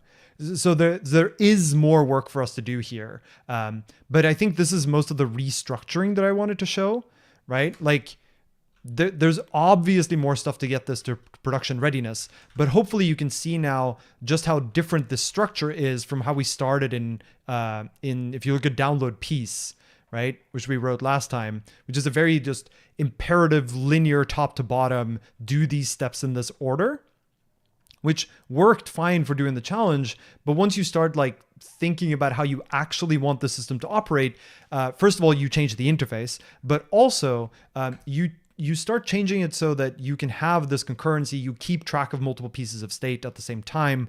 And that just makes it better to work with. Oh, right. And then obviously another improvement we would want to make here is, this is dumb. Like you wouldn't keep all of the pieces here in memory in a linear sequence. So at the very least, use bytes to avoid the single large allocation and having to mem copy into it. Really, like bytes doesn't really even help you here, but bytes is actually probably what I would use down here.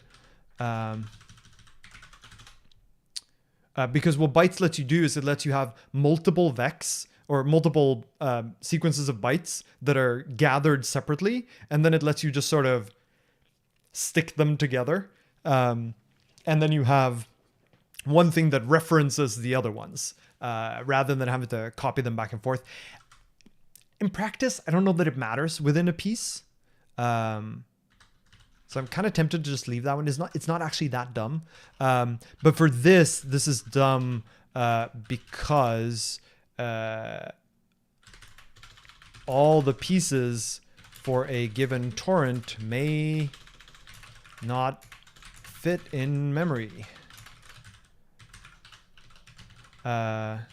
Should probably write every piece to disk so that we can also resume downloads and seed later on.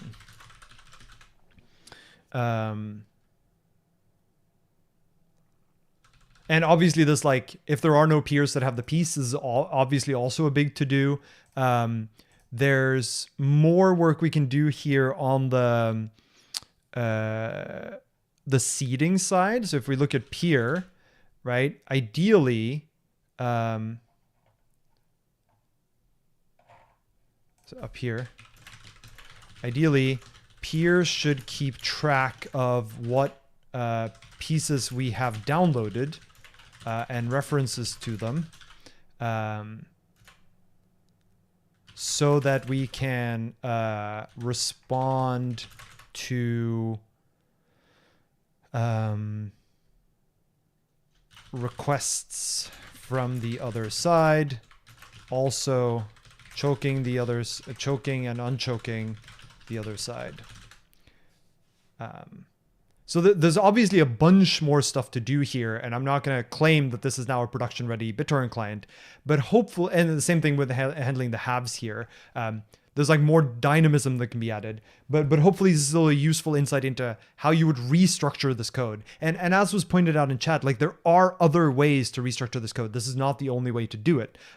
Rather than having each peer, for example, be somewhat smart about how to manage its connection, you can instead just have a central entity and then just do like IO parallelism. Like, it just says, like, all of the messages that come from any peer just go to a central point. That central point says this channel send this message, this channel send this message. So you keep track of the entire state machine in one thing. And then it just uses the channels as sort of dumb IO channels. That's also a totally legitimate restructuring of this. Which one is better is hard for me to say, because I think you learn which one is better from building with one of them and finding that it doesn't really work well, or that the code ends up really messy with lots of interdependencies. We're already seeing a little bit of that here, right? Like, for example, I think if you tried to fill out the code for have here, it'd actually be pretty annoying. And it might have to tie into the code that's in the download loop. And so that's not going to be nice. And that's an indication that maybe you do actually want the entire state machine to be encoded in one place. Now, that place is arguably download here, right?